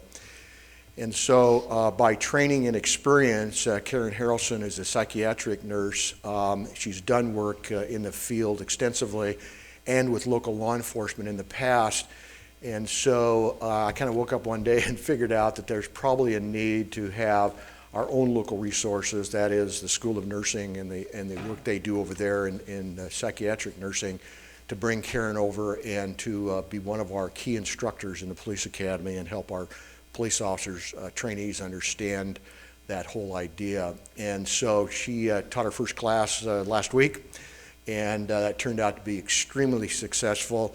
In fact, so successful that our coordinator of the Criminal Justice Training Center, Steve Ames, is presently coordinating a meeting to talk about increasing the number of hours that we devote to this topic significantly. And we believe that that's going to be, Jan, pay attention, this is going to be best practices for police academies across the state and probably the nation to collaborate with health services professionals to give that kind of instruction in the police academy. So, Karen, thank you for that. And we'll continue to make that a best practice as we test it and we understand that it will be successful. Another person, Linda Moran. Linda, would you give a wave there about midway up? Linda is our district's emergency preparedness coordinator. She does a lot of work in this area and most appropriately is here today paying attention to what is being said.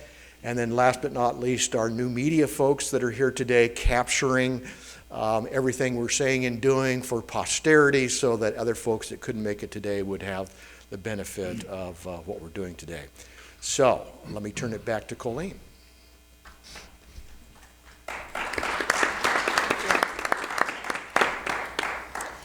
Okay, before we start passing around this microphone, I wanted to kind of get your comments on a couple of areas, and each of you, or however many you want to talk about this. A lot of you talked about the whole aspect of prevention and how you need to build the information bank, if you will, kind of build the ranks of people within students and staff and instructors so that they're knowledgeable and they can be a part of the team of safety. And some of that's the threat assessment stuff. So, Chief Maggard, could you start off? Could you talk about, are there significant things that you look for, and in your training that you do with the teachers and the instructors, your curriculum, do you cover issues of threat assessment? Thanks for the question, and we do. As I said, we have 4 hours, and so it's primarily for the immediate response to a crisis situation or an active shooter. But our district has very robust resources for mental health and caring for students and the district family. We also, of course, rely upon the many partners that we work with in our day-to-day law enforcement responsibilities to help support that as well. But I did want to mention what Dean Lowenberg shared that hasn't yet been completely, I think, expressed, and that is the training that Golden West College has done for all police officers here in this region in Orange County to help us better understand mental health issues in general. You talk about a best practice. I don't know that there's a region in the country that is providing that to all of the field law enforcement personnel, and that has been a great resource to our department, and it's a foundation in which we then become, I think, more specialized in the issues that might be specific to our K through 12 educational systems, and of course our community colleges and our higher education universities. And so there's opportunities to take what we do every day with regards to our partnerships with mental health providers, and then our K through 12, our community colleges, and the universities that we work with all have professional staff there as well to help us make sure that we're delivering a consistent message. And then there are also people, including members of our department, that have expertise in looking at risk management issues that you're mentioning. So yes, that's very important. Dr. Cummins, threat assessment. The answer to your question is yes. The threat assessment teams are, in fact, finding their way into K-12 public education with great sophistication. But let me think broader with that question. The voters of California 4 or 5 years ago passed Prop 63, the Mental Health Services Act. Those funds have been flowing into K-12 public education as prevention dollars. Across the country, there is an application that is being adopted by school districts, again, across the country, known as PBIS, Positive Behavior Interventions and Supports. It's a multi-tiered intervention and support system that allows teachers, psychologists, counselors, school nurses, and others to more systematically collect data to identify students of greatest need. And not only identify those students, but find services for them either within the school setting or in the community setting, so that early onset signs and symptoms of mental illness is identified and services for those students and those families are received as soon as possible. Great. So in terms of threat assessment, I think about prevention being a responsibility that's broader than just a team. Right. That identifies, at a critical moment. It is really about assessing from a time that a child enters K-12 education to make sure that they're getting their needs met at the earliest possible time. Right. Steve. Yes, we are actively involved in threat assessment. One of the things that I didn't mention is that our department, representatives from our department, on a weekly basis meet with student affairs, student concerns, and members of the student counseling services to discuss at-risk students that we have come into contact with. Now, obviously, because of HIPAA and confidentiality, the student counseling services can't necessarily bring forth names of kids that they're treating, but certainly if those individuals come under our contact for either criminal or other disruptive behavior, we can discuss what's gone on at these weekly meetings and prepare and bring into the table intervention for them. So we are actively involved in that, and we're pursuing means by which we can become further involved in that type of activity. Great. John. Well, the threat assessment, again, I mentioned a few things about our activities and involvement with the groups earlier. We've also conducted now quarterly training for all the public safety officers that we now instituted and have gone through at least 2 of the quarters. The first one, we actually spent 4 hours dealing with how to respond or deal with mentally ill on campus, and it was actually one of the criminal justice training instructors that Ron had identified that we used. And so we're trying to get the officers more aware and more updated training of this. At the same time, in looking at our staff and faculty, trying to provide for them what resources are there that they might be able to do. There's 2 things. So that the district received a federal grant to expand that, and the Cognito interaction that you can get online, and I've done it, it identifies indicators of students that have some problems, and it helps you to try to identify what those are and respond. And additionally, for some of the training we're going to be doing for staff and faculty later this summer, is the FBI, their critical incident response group at the National Center for the Analysis of Violent Crime, they put together some indicators of violent crime in behavioral patterns, and it's a guide. And what I'm going to be bringing out to the faculty is I'm going to say, now these aren't my ideas, these are the FBI, and they've really done the research. And some of the things are obvious. Some of the early indicators are things like, excessive tardiness or absences, changes in behavior, depression, low-level things that might mean something else. But then when you couple it with a level 2 indicator of extreme disorganization, hypersensitivity to criticism, arguing with others, then level 3 is actual outbursts and things. So these are like little yellow turning into red flags.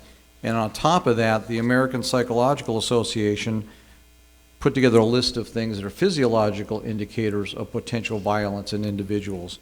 And these are things that are somewhat obvious, but you start to put them together into a pattern of, the red-faced, tight jaw, fists, changes in voice inflection, and on and on. So the idea there is to at least present the faculty members with some of this information, because I would just assume that if you're a history professor, you don't have a background in this kind of thing. And unless somebody kind of lays it out for you, but once they do, and you're in a classroom and you see some student that over the past 3 weeks has started to develop this pattern, now it's time to reach out to Rob or contact us and activate the threat assessment team and have it reviewed. So there are resources out there. The experts have looked at it. We just need to kind of collect it and pass it on. Formalize it and put it into some training. Going back to our ethical obligation, initiate some action and follow through, then monitor and see how we're doing. Great. Well, I have our trusty assistant, Ann, to take the microphone out now. So I would like anyone who has a question to raise your hand, and we'll pose questions for our audience members.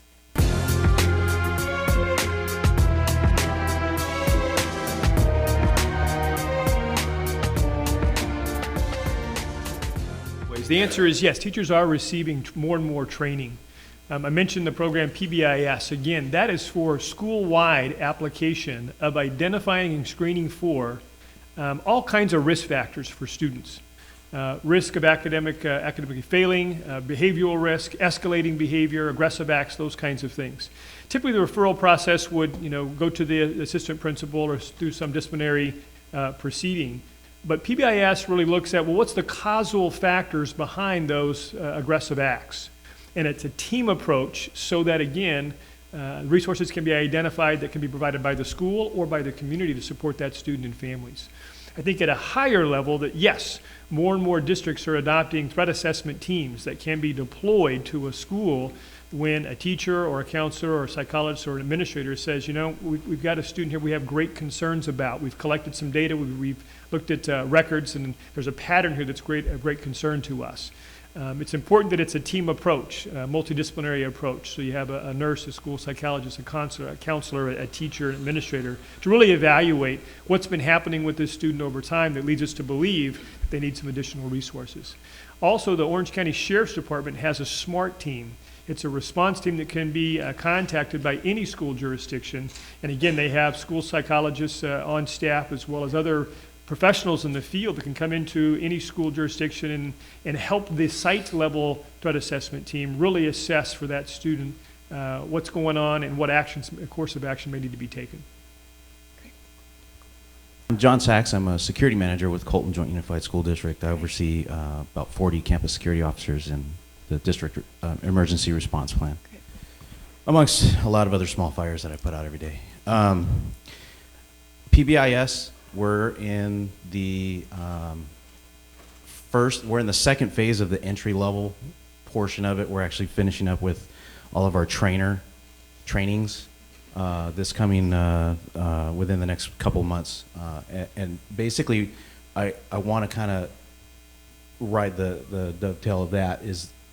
It is a paradigm shift. It is a mentality shift, and it is vitally important that everybody gets on board. We're actually sending, in addition to the folks that were already mentioned, we're also sending people from our transportation department, custodial, security staff. We're trying to incorporate everyone so that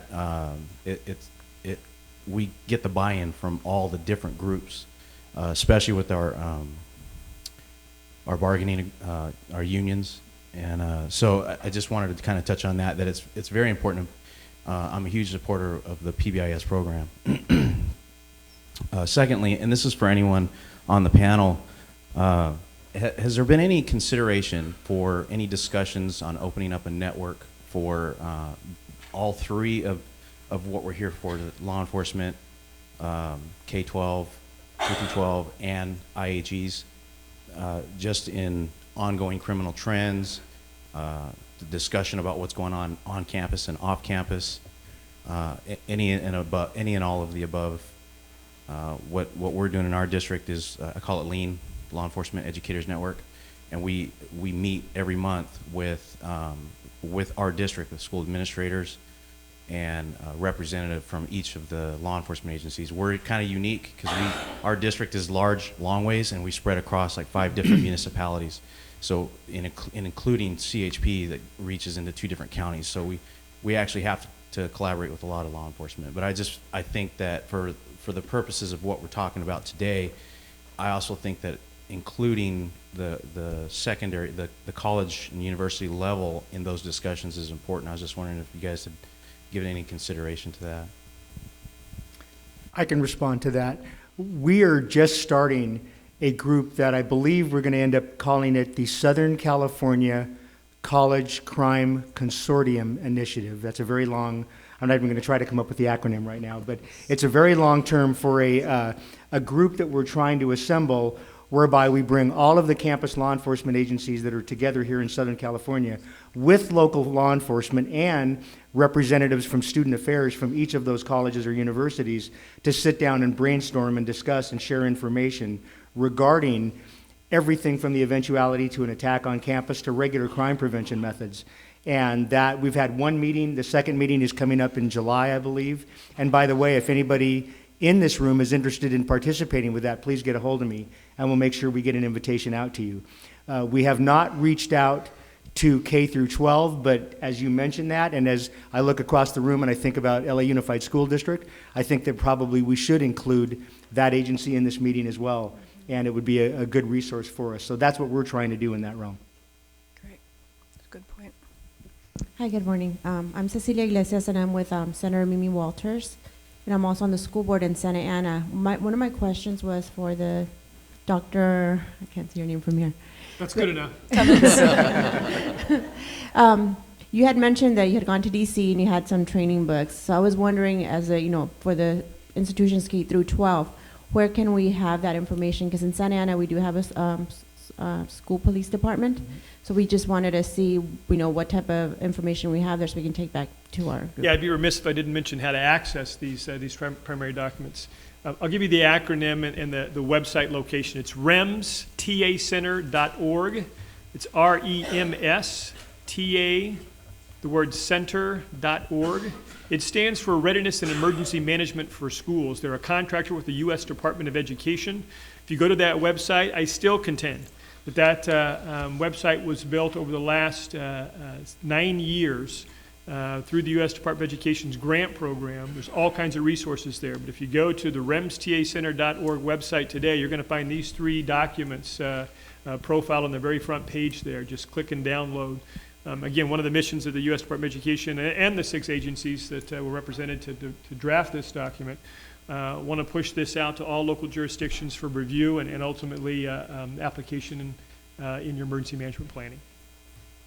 My name is Ryan Devine. I'm an administrator at a private school in Corona. My question is for Dr. Cummins. In your schools, we have earthquake drills, fire drills. Do you have active shooter drills, and particularly in elementary? And if so, how clearly is that communicated to the students that that is what they're drilling for?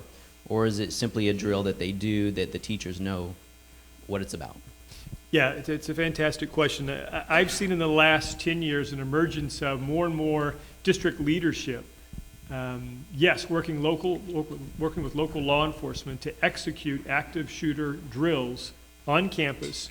In many cases, that's outside of the school day, but they will bring in student, staff, and parents to role play everything from victims to those that are confused to actually doing moulage, which is simulated injury.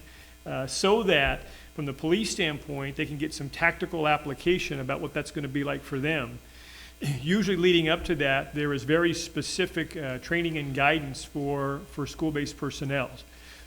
There was a time when research would suggest, or at least parents would suggest, that you're going to traumatize our children if you involve them in conversations or drills with active shooters. The research is not bearing that out. In fact, it's just the opposite. That as long as you inform students who are cognitively understand what their role and responsibility is, and that the purpose of the drill is for their safety, and they have an actual role, which is to follow teachers' directions.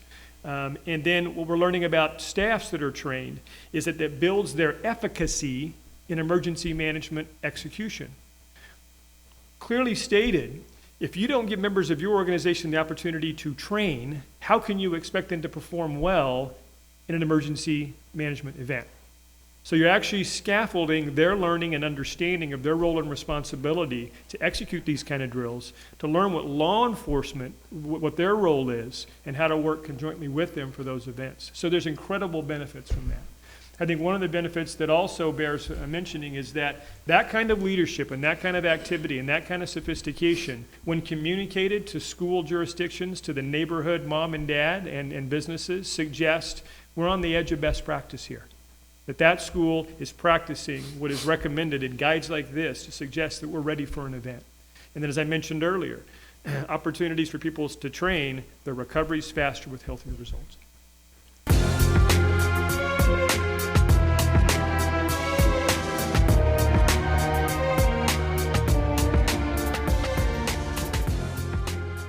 Yeah, I can tell you that working group just convened on Tuesday of this week to really, their task was to take each one of these 3 guides, break them down into chunks or pieces that would be delivered in a train the trainer module in a 4-hour period of time. So that's quite a task. In class or online? In class first, and then ultimately segments of this available online so that's a broader audience for that.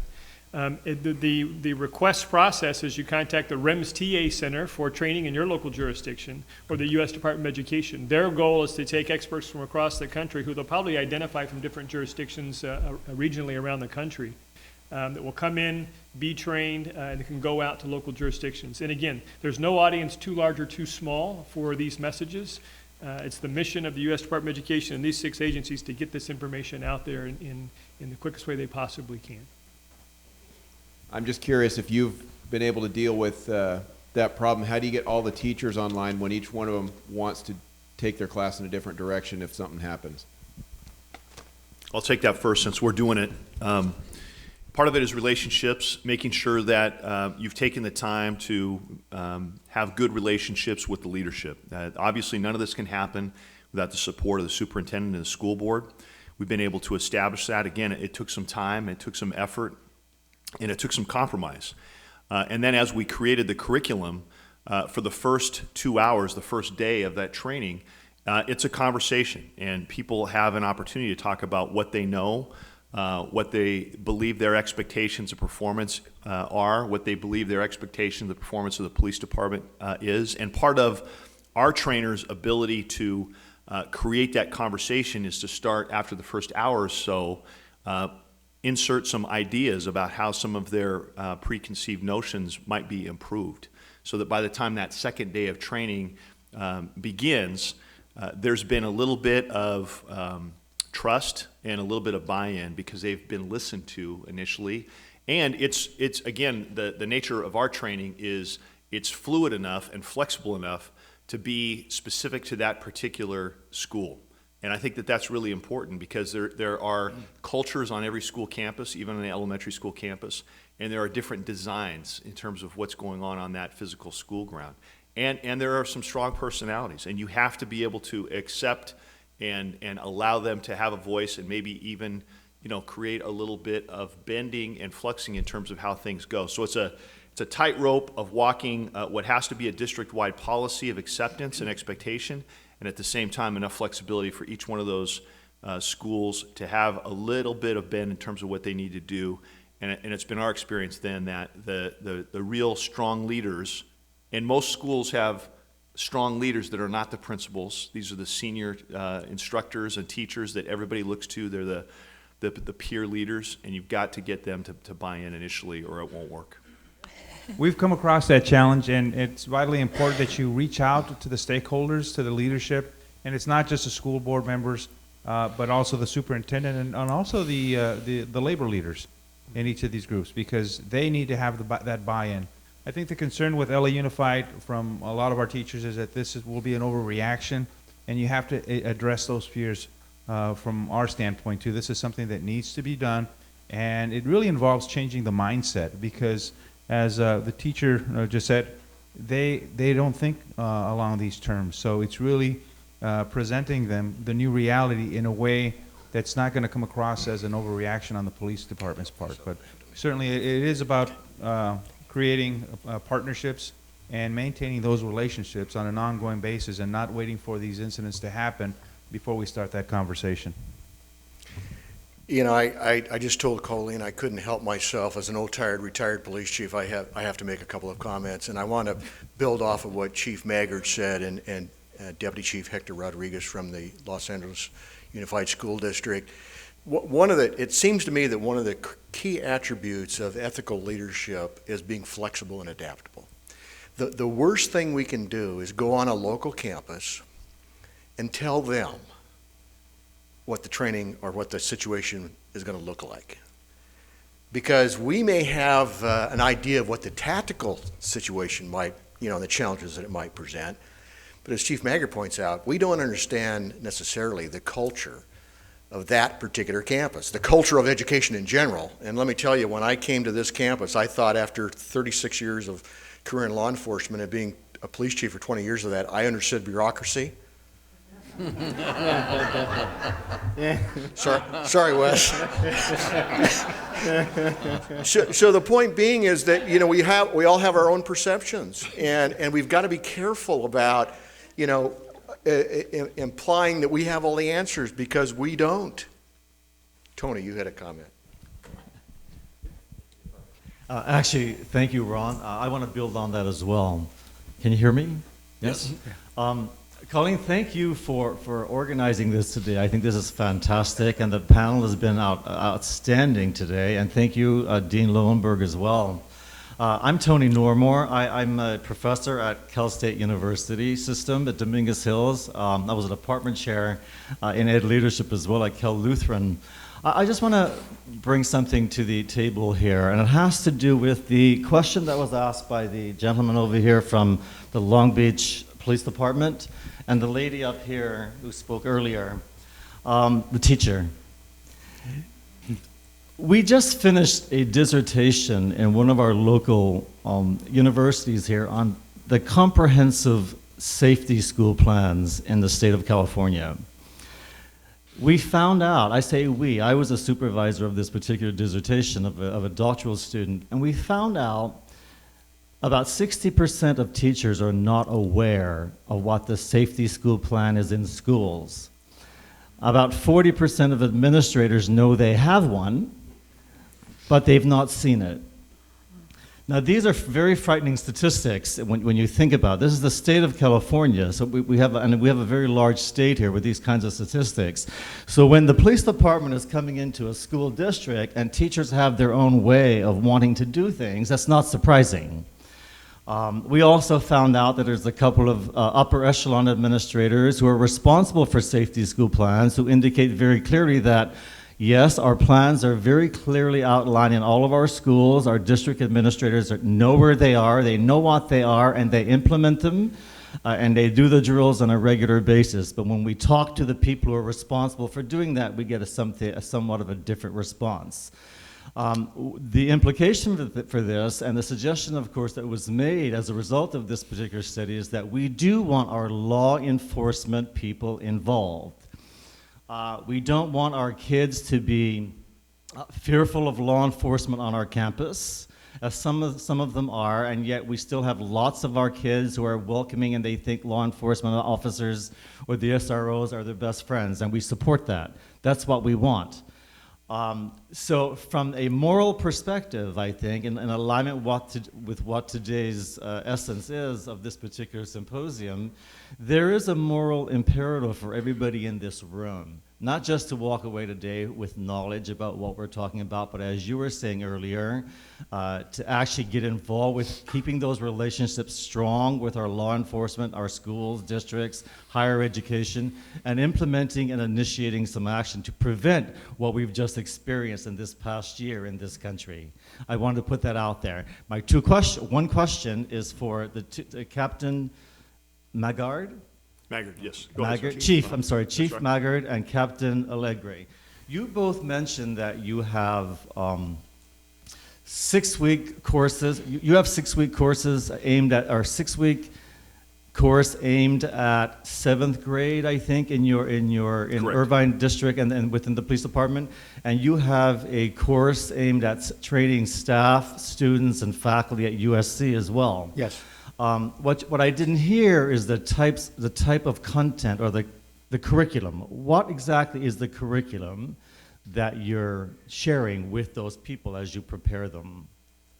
So we have, there's two distinct things. The one is the training that we do in the schools for the teachers and the administration. And the second one that you're referring to is a brand new program that we're starting this fall that we've just finished creating a curriculum with our, again, we were fortunate that we selected a police officer who used to be a middle school teacher.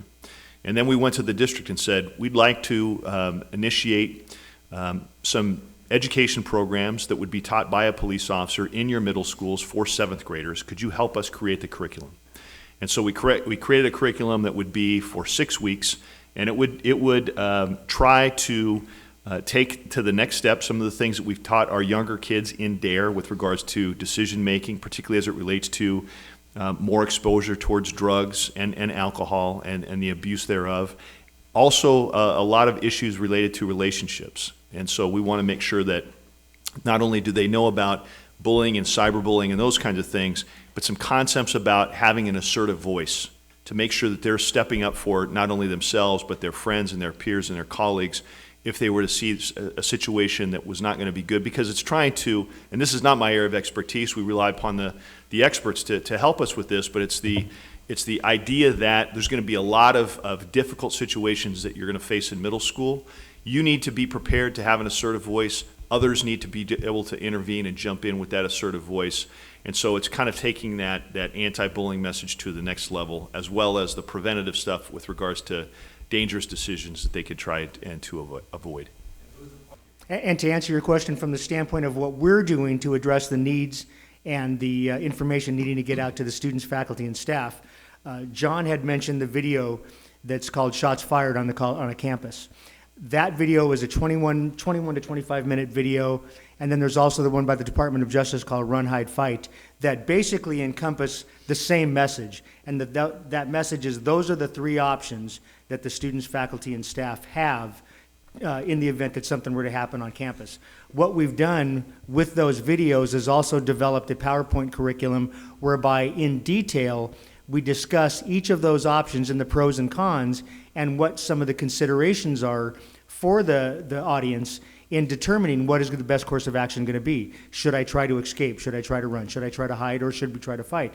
So we elaborate on that and give the opportunity for questions and answers, because undoubtedly just watching the video by itself leaves the viewer with a wealth of information but no opportunity to ask questions and say, well, what about this or what about that? So we show the video, and then we encompass that question and answer and that additional presentation where we go into much more detail about what you need to consider if you're going to choose to escape, what you're going to consider if you choose to try to hide and barricade in place. And we even go so far as to talk about different means by which you can barricade yourself in a room. And I'll use the room wherever this class is being taught at as an example, and I'll say, let's say we find ourselves in here and the shooter is outside. What are we going to do in here? If we can't go out and escape, what are we going to do here? And so we encourage participation in the room to look around and say, okay, how are we going to barricade ourselves in here? What can we use? What tools are available on the table that we can use to either A, protect ourselves, or B, barricade? So that, I think that's an important part of this curriculum because it encourages that interaction. And it also encourages some creative thinking too, because we're only limited by our imagination when it comes to how are we going to protect ourselves and how are we going to secure this room. Our imagination is the limit. So whatever we have at our disposal, I encourage them to consider using. So that's how we've developed it. It's about an hour and a half long presentation, and then of course allowing for question and answers after that or throughout the presentation. So hour and a half to 2 hours max. One of the things that was mentioned too is, you know, USC is a very, very large institution with a large number of students, faculty, and staff. And how are we going to get this out to the entire populace? So what we do, of course, we make the presentation available whenever anybody needs it, but when they want to go back and educate additional personnel, we've allowed them to tape record the presentation, which includes the video, and then if we can't come back out, they can at least show the video of the presentation to get that word out. But absolutely, it needs to become mandatory. Mm-hmm.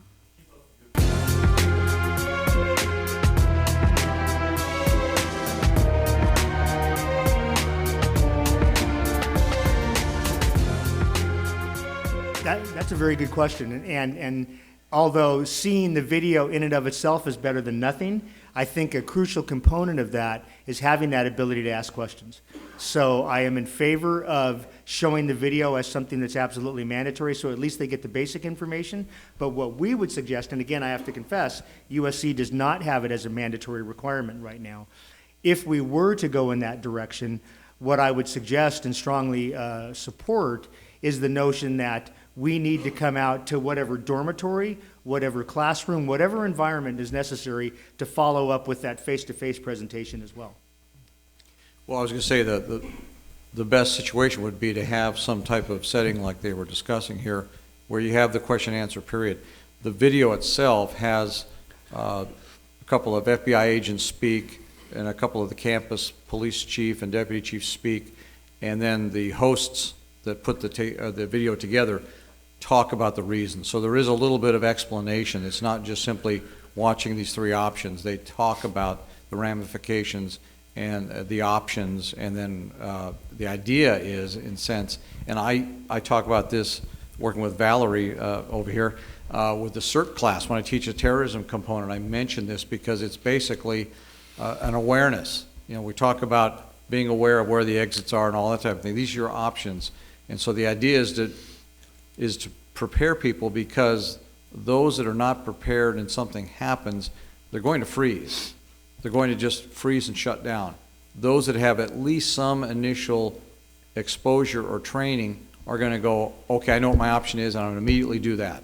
So again, it's some preliminary basic type of training. This reminds me of the first time you get on an airplane and you're kind of nervous about it maybe, and then they bring down the oxygen masks and they're saying if you're sitting in the exit seat, are you capable of getting people out of this airplane? You're like, whoa, whoa, I don't know, I just want to get to San Francisco. Yeah. So it's a conversation that sometimes is uncomfortable, but it is definitely not unavoidable. Karen. I'm thinking about what Dr. Cummins said way earlier about training people so they're a responder rather than a victim, which could help prevent PTSD and many things after an incident.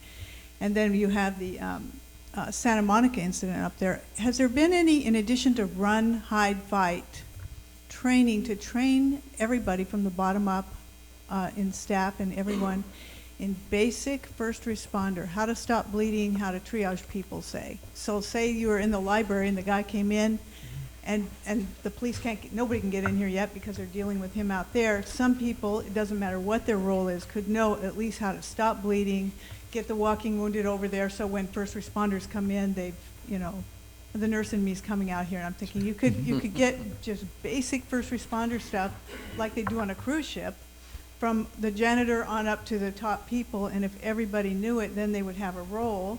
They might save a life. You don't know who's going to be there when it happens, and then turn around and be less victimized maybe by it. Has that been added to any of these ideas of any of this training that you know? I'll answer it in a couple of ways. As a condition for your first credential as a teacher, the state of California mandates that you are basic CPR and first aid trained. Right. After that, it's not mandated. But where I see it finding its way into to K-12 public education is through either community CERT teams, community emergency response teams. They've also got a curriculum for students to be CERT trained. And so that's where I see it kind of being integrated into K-12. That's for the basic first aid. There is an incredible amount of research and training that's been done in the last 10 years in Orange County and the nation on psychological first aid. There are several different models that seem to all be kind of blending together that are debriefing models. And in particular, one that's finding favor because it takes away a lot of the jargon that most that outside of mental health may not recognize is psychological first aid for schools. And it is being pushed down to train teachers so that they can, in fact, during any given day, identify signs and symptoms of stress or distress in children. But more importantly, post-event, teachers who are trained in psychological first aid for schools can continue to screen for changes in behavior or extended presenting symptoms over time based on the event. Because the reality is that mental health teams may come in during the crisis to support, and you will see this in the paper, you know, counselors are on scene, but they go away. If you have teachers that are trained in the classroom to continue to identify pre-baseline behavior post-event, And if it doesn't return to normalcy in 4 to 6 weeks, then they can become, again, screeners to refer for services for that particular child. So yes, I do see an increase in training at the classroom level for teachers to support that notion. Thank you. Hello, my name is Joe Chirillo. I'm with Evidence Based Inc. We're a new company out who's putting retired police officers and mental health professionals into schools. I come from a law enforcement background. I recently retired from Beverly Hills PD as a lieutenant. I helped write the safety school plan for that school district. And after hearing what Chief Maggard had to say, that plan was pretty analogous to what you did, so I'm pretty happy to hear I did it right. or that we did. Well, at least we're on the right page. But I think to what the last point that's been addressed, that the fire department, and I'm not usually a big proponent of the red team, but being a member of the blue team, but they are an integral part of this partnership that we're talking about. When we do our emergency management training, they should be part of that training partnership, because they are going to tell us where to triage people. They're going to tell us where to stage their equipment. When we pre-plan our response, our emergency response, what we have on our in our behalf, the best asset we have is time. We have time to plan. We should have the ability to just open a book. That first responder should have a pre-plan already set. It shouldn't be up to that sergeant who gets that call to respond and set that perimeter up, because he's going to have enough on his mind to know trying to coordinate things. And much of that pre-planning should be set. The CP should be set. Rapid deployment locations should be set. All those criteria, we have the advantage of time, and we bring in partnerships, and we build the threat assessment teams. I think this panel was right on point, and I'm just so happy that you're bringing this to everyone, because we really, really need it. And hopefully evidence-based will be a part of that, and we look forward to it. Thank you. Thank you.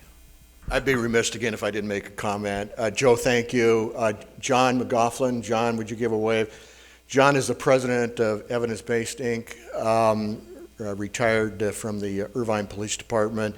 We're in the preliminary discussions in a public-private partnership. There is a huge demand for these kinds of resources to be available for training and/or for placing former law enforcement, public safety dispatchers, for example, as it becomes increasingly more difficult to find folks for those kinds of critical jobs. John's firm is looking into a strategy that will make those kinds of resources available to local law enforcement and public safety agencies. And I'm very proud to say that John reached out to the Criminal Justice Training Center here at Golden West College to help with that initiative. So, John, thank you for bringing your crew today and for being here. Sorry I didn't recognize you earlier. Hi, my name is Joe Battle, and I'm recently retired, 2 years from Long Beach Police Department from the rank of lieutenant. I'm currently a CTE teacher at the Long Beach Unified School District, teaching law enforcement and legal studies. I found this real interesting. My wife is the reason I'm here. She's the one that said we should go to this, and I found it real interesting. One of the things that I could offer to classroom teachers, because I'm starting to learn this other language that they speak, at least for our school, one of the things I'm going to recommend is that at least the video that you're talking about, the short one, if not the long one, almost every school has a web presence now. So they'll be able to at least place that video on the web presence and make it available for parents when they're, our school's a school of choice.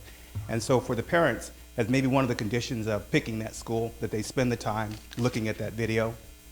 And the other thing that I still find interesting, and if anybody has any answer to this, I was in my first lockdown this year as a part of my school, and I've also gone to a couple of fire drills. I still don't understand why we still go to the same places for the fire drill. And something needs to be done to empower people at that level, whether it be a classroom teacher or the CSO, to let them do the assessment to maybe change the plan. It's not flexible enough. That's just my comment. I remember growing up learning how to duck and cover in school. The elementary school teacher taught it to us. You did it every day or every other day. You'd have a drill and you'd dive under your desk. And I remember a kindergartner doing that. Didn't scare me. It was something I was used to. I think these are the kinds of things we've gone for a long time and kind of been very settled. We haven't had anything that's been so fearful for us to have to embrace and talk about. But as the adults in the room, we can have the dialogue, we can create these new protection factors for our kids and start training them, and it will become routine. And once it's routine, we're much better off. John. You know, I just wanted to add that one of the things that we have found is we're starting to look at this kind of in a holistic approach of prevention to response to aftercare, is many of the stakeholders, you have teachers that speak one language. You have police departments and cops that speak an entirely different language. You have the social worker that speaks, again, another language, and really setting up the understanding between everybody in a meaningful way, that communication can happen in a respectful way, that, we, as a former law enforcement officer, retired, I know sometimes we kind of tend to run in and take charge. That's our job. Something happens, run in, take charge, deal with it immediately. But I think we really have to recognize the fact that there's many different languages that are being spoken on school campuses, from the teachers' languages to the administrators, to the street cop, to the police administration, to the social worker. And that it's critically important to have meaningful change, that we all need to speak the same languages, or at least acknowledge in our conversations that we are speaking a different language and we need to get on the same page. And I think that goes a long ways to what the chief alluded to, is it's about the relationship. It takes time to build relationships. It takes time to build trust. The quicker you can build the trust, the better the relationship is going to be, and the easier it is going to make an implementation occur and get buy-in. And that's just something that as we've come across all the disciplines in dealing with this, that we've had to learn. And I think it's an important point to be acknowledged. It's not unlike strategic planning, and there's a lot of people out there in consultant work now that's all they do, is they come into large organizations and teach and actually guide strategic planning, because most of us are applied in our professions, and we're not necessarily that good at bringing people outside of our own discipline together to a table. We want to tell them how they ought to be doing their job rather than hearing how they do their job, and then we find the mutual ground and then develop a mutual language to get something of collective interest accomplished. I see it very much in this arena as like building a house. You have to hire a general contractor. He brings in the electrician. I have the interior design person. I have the hardscape, the landscape. I have what I want it to look like with the kitchen. How is it all going to work? Because how I want to live. But everybody speaks about those things in different terms. So you get a project manager who brings all the parties together, and everyone gets heard, and everyone gets to have their say on how we're going to build this plan. But I think that's what we're talking about. This doesn't happen overnight. It takes someone to take the leadership and say, we're going to start our plan. Who needs to be at the table? It looks daunting if you want it to be done overnight. It doesn't have to be done overnight. Today is a start. If we started a plan, no matter where you are in your particular jurisdiction, you could look back a year from now and say, wow, we've come a long way. It's that look in the rearview mirror. You've gone up a hill. You don't realize how steep it is till you look in the rearview mirror. You go, whoa, that was a steep hill, but we made it to the top. But you can't do that until you get started. And I think that's what we're doing today. We're not creating new territory. We don't have to start from scratch. We have guidelines, we have expertise, we have people that are already doing bits and pieces of all of this. It's just putting it together in a plan and developing that rollout, if you will, of who needs to be trained, how often, and in what terms. And then monitoring the training and having regular drills. And it becomes routine for how we conduct business on our campuses. And I think that's really where the conversation will probably start to go. It's no longer just a nice to have. I would think the challenge for people in Dr. Prinsky's situation and in the school board at Santa Ana, different places where you are at the top of the leadership rank, and you have multiple locations. You have 3 locations, for example, here in our community college district. You have multiple school locations. How do you get everyone under your umbrella of leadership to the table to talk about plans that are consistently applied from location to location? Because how tragic would it be if one of your locations is 2 years down the road of this plan and another one hasn't started and something happens? The people who are on the campus, who are at the school or the location where no one's gotten started yet, they now suffer some type of an event that could have been prevented because the other school already has all the resources and they're already on their way with their plan. So the challenge is, how do you bring everyone together and start building that consistent rollout so we're all on the same page together? That's a risk management issue as well, of course. So I just say, hearing what we're talking about today, we're not starting from scratch. That's the good news. It's sitting down now and building that constituency of stakeholders at the table, start building on what it is we want, what do we have, what do we need, and develop a roadmap of how we're going to get there. Where's the low-hanging fruit? John talked about some of our low-hanging fruit already of things he's doing starting this summer. And then what's the long-term goals we need to accomplish, and then start building those initiatives to reach those in the long term. More questions? Okay, well, I am very pleased to then ask our president, Wes Bryan, to give us a wrap-up and a closing. But on behalf of all of us here at Golden West College and the Coast Community College District and my esteemed colleagues and all of my friends here, thank you so much for coming and being a part of this. This was a very important day. Thank you. Let's thank Colleene and the panel one more time. Come on.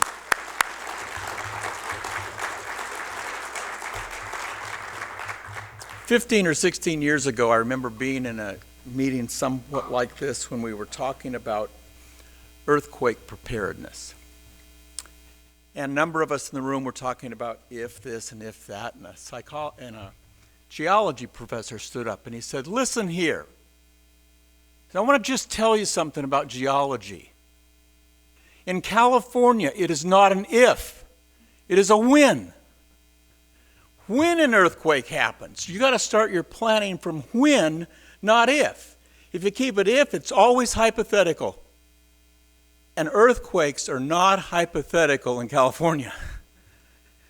Well, unfortunately, the campus's threat for violence is no longer really an if. It's a when. And to bring this in full circle, what makes this today Leadership and Ethics Institute is that you don't have an ethical decision until you have knowledge. And when you hear the kinds of things that we've heard today, you read the headlines in any given month in a newspaper, we now have evidence-based issues. It is not an if, it's a when. And the ethic part comes in not in just having the information. The ethical part comes in the next 3 steps that Colleene talked about. Initiating an action plan, following through, and monitoring. For many of you, this is not a first step, this is a 3rd or 4th. You've been doing that. But all of us have kind of had another wake-up call today that there's work to be done, and we need to get about the business of doing it. And I'd like again one more time to thank the panel for your information.